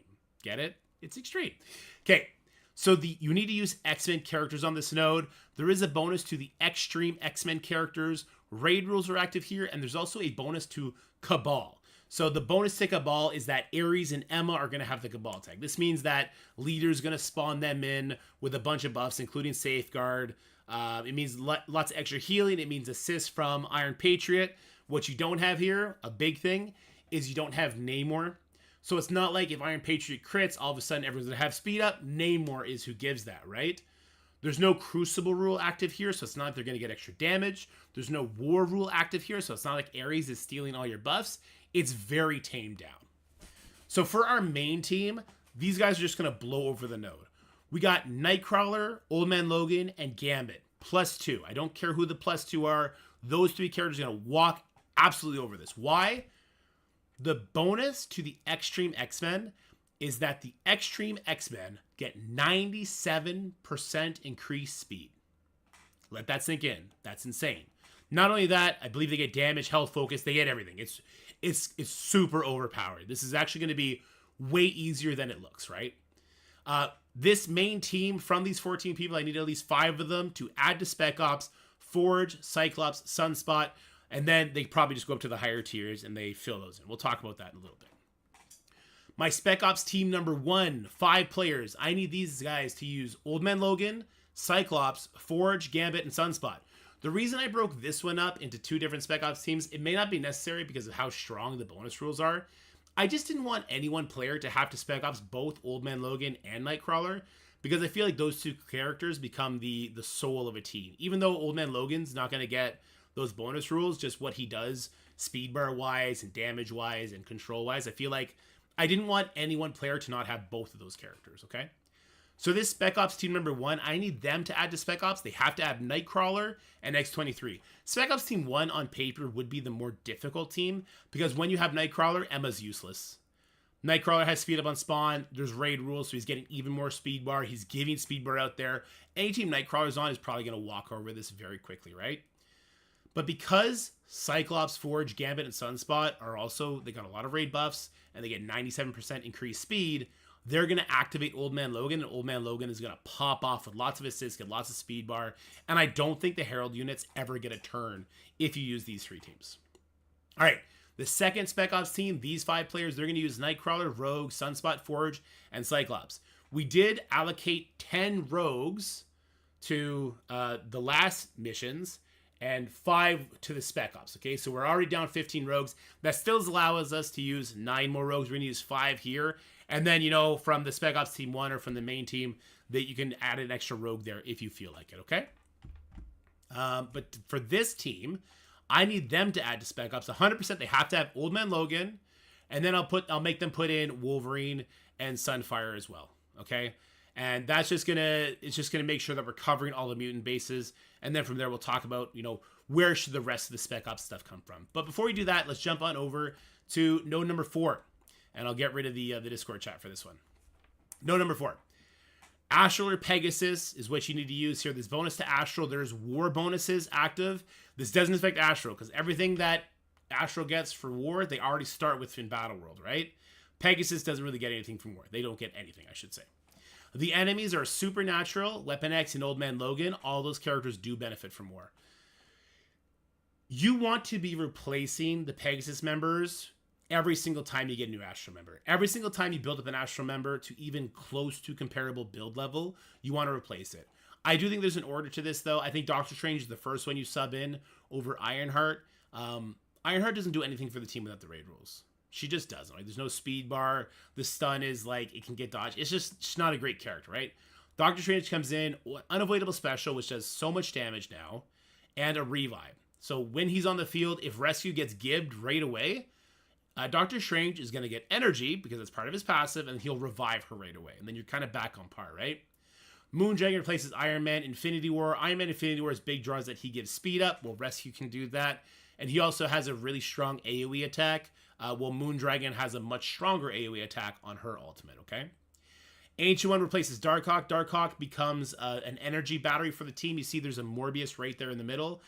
He comes in as a super tank. He doesn't do much damage. You and your Pegasus team could kind of basic him to death while you build up your cooldowns. While with the Ancient One, she'll also be giving cooldowns to Doctor Strange and Moondragon, so it's sort of the same effect. But the added benefit is Ancient One has extra counterattacks, and she also does insane AoE damage to the entire enemy team on her special, and a huge chain on her ultimate, which would help control like crazy. So Ancient One, as soon as you get her, you definitely want to take out Darkhawk. Emma Frost replaces Rescue just because at that point, hey, we have more Astral than we have Pegasus, so why not? And eventually when Shadow King comes out, he'll be replacing Kestrel. We can start using Kestrel in the MSF original node if we so choose. Okay.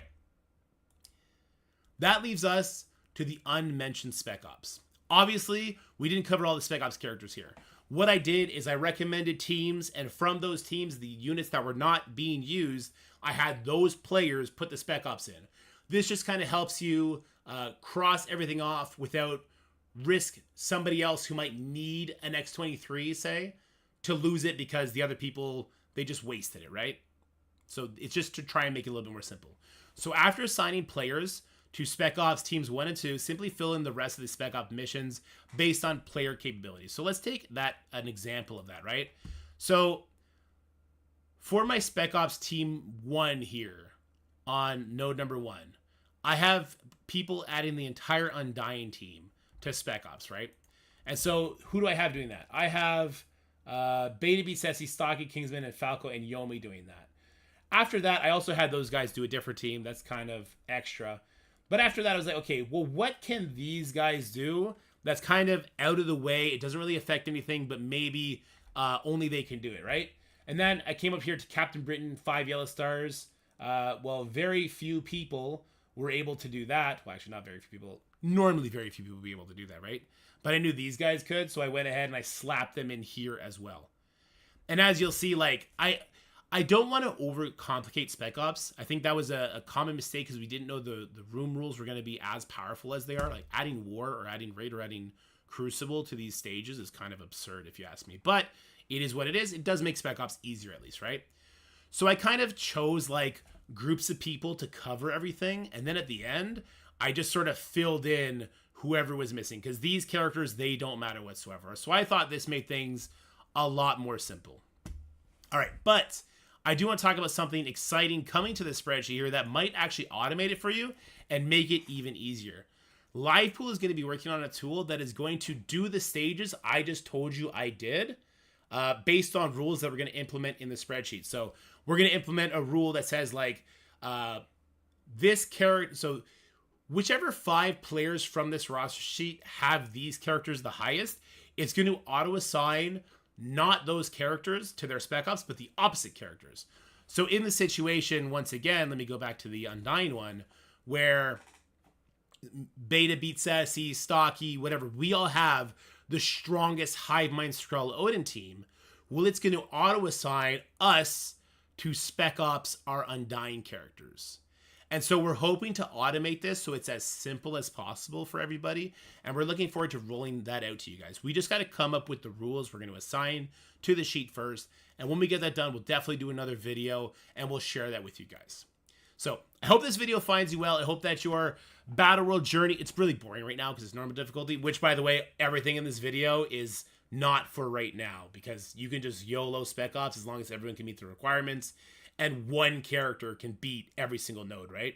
This is more for when we get to next week, difficulty 3 for some players. Then difficulty 4 is when it's going to kind of ramp up a little bit more. And difficulty 5 is when we're really going to see, is Battle World any sort of challenge? Or if, say, we use the recommended teams we have here, do we still just walk over it? I kind of think we're still just going to walk over it, which is why I feel pretty confident making these videos now, the series now. But we'll include gameplay when the time comes. All right? Hope this video finds you well. Make sure you give a big shout out to Lightpool. He's put in so much work into this spreadsheet to make it as easy as possible on everybody. And yeah, stay happy, stay healthy, have fun. Have yourselves a wonderful day, everybody. And we'll talk soon. Bye for now. All right, I feel like that video was way better. What's this? New battle difficulty. I like your line. Select new battle difficulty. Yeah.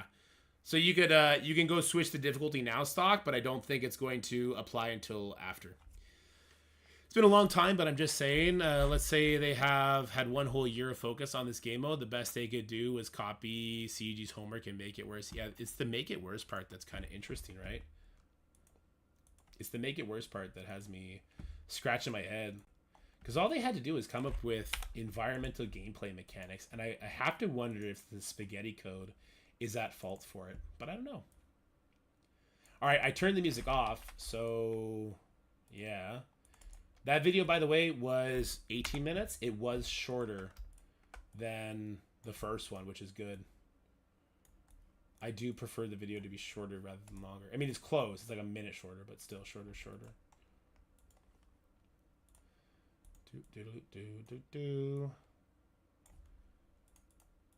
Okay, we did this one at -45. My point was their congratulations message said to be determined. We do not congratulate you. We take it back. We take it all back. You suck. All right, that's a W video, right? Come on, guys. Fluff me up a little bit. That's a W video, right? You know I get self-conscious about this shit. Especially when it comes to PvE, guys. How's it going, everybody? In today's video...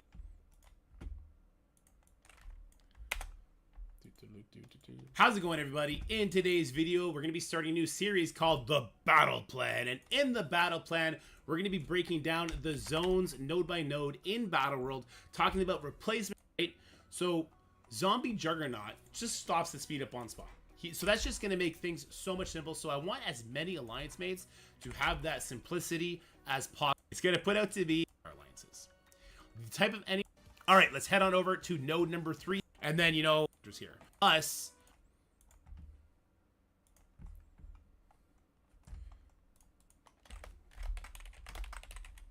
Good copy. All right, this is the video. Yeah. Fuck, we're only gonna get one video today. I'm getting a King Arthur video today on the main channel, and we're gonna start the second channel. When I come back from Valley, I'm gonna ask you guys to help me design the YouTube page for the Arthur channel. We'll talk about the video ideas you'd like to see for the opening videos. I already have 2 that I know I'm doing, and we're gonna dive in because I'm really enjoying the game.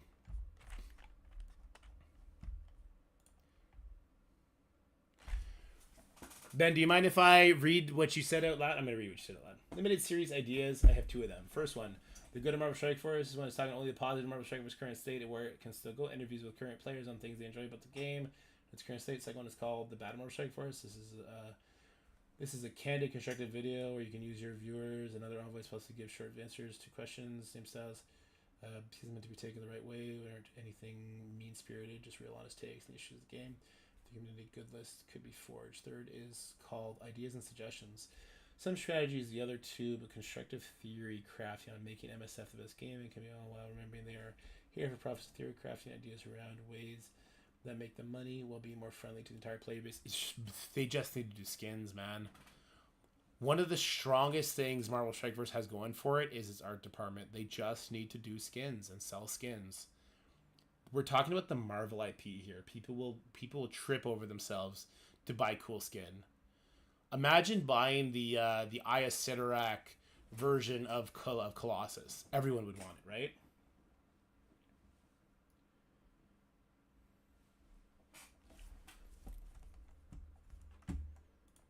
I like that. That's a big task, but I like that. Fix your game. You cheap lazy half. Who is that? Oh, Steve, I didn't even see that one. You caught it before I did.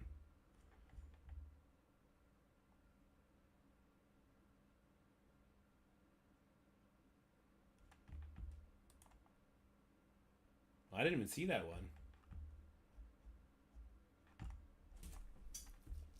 Hold on, I got a ping here. Maybe they're answering one of the questions I had.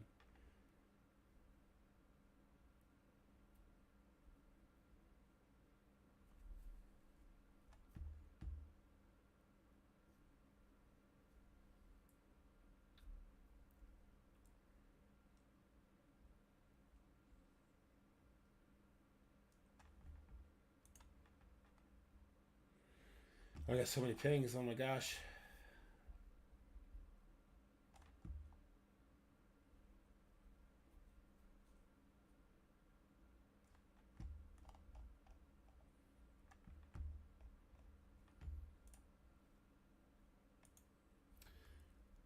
It was while you were recording the previous version of the video. Okay.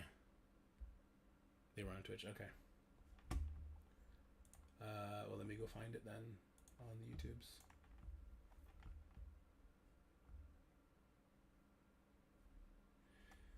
Off topic for the video.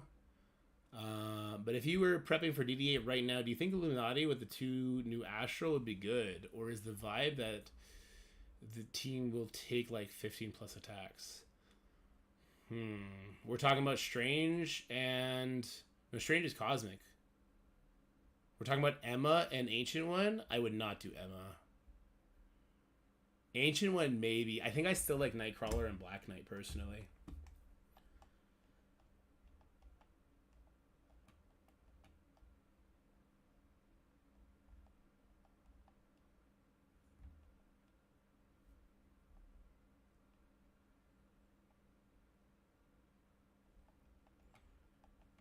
I can't find it, Steve.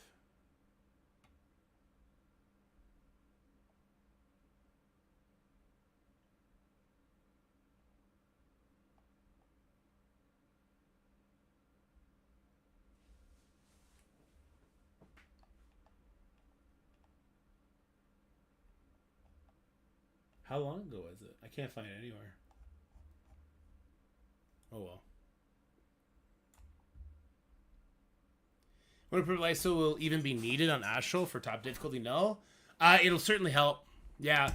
Astral's going to be one of your 3 attack teams. 100 billion%. The full Astral team. And then you'll probably make a Mephisto team. You'll probably make an Odin team. It remains to be seen who you'll put with them. I tend to think, you know, the usual suspects for the best teams in the game will get some play there. We'll see Old Man Logan in there. We'll see probably some Annihilators in there. We'll see Apocalypse in there probably too, because he does get offense uplift speed up, so he's going to take lots of turns. Yeah. But it remains to be seen. I think there's a good opportunity to theory craft for that, for sure.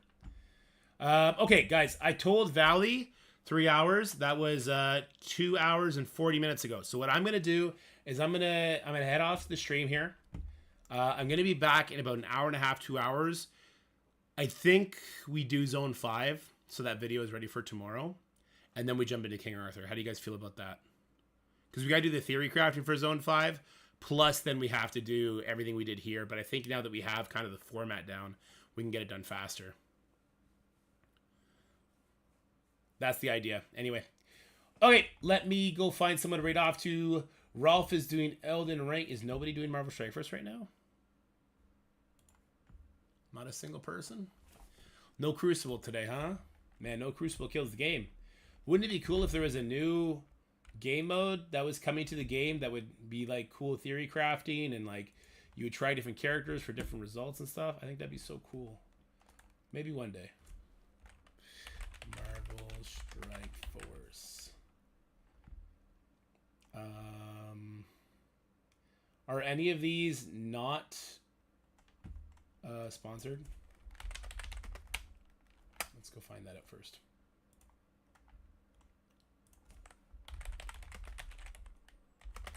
Or I can go up. We can raid a King Arthur channel. Or I can... It's an ad. Oh, Kanik is on. Why didn't I see Kanik? Kanik's dope. He is Spanish, but he's an envoy and he's good people. Oh, there he is. I had to scroll down one. Raid up against Kanik. Let me know. Tell him I say what's up. He's just starting. I do believe he speaks a little bit of English. But he's just good people. Say what's up to him, and if you leave right away, just drop his channel, not a follow, and tell him he's awesome, because he is. All right, guys. Have yourselves a wonderful day. We'll talk soon. Bye.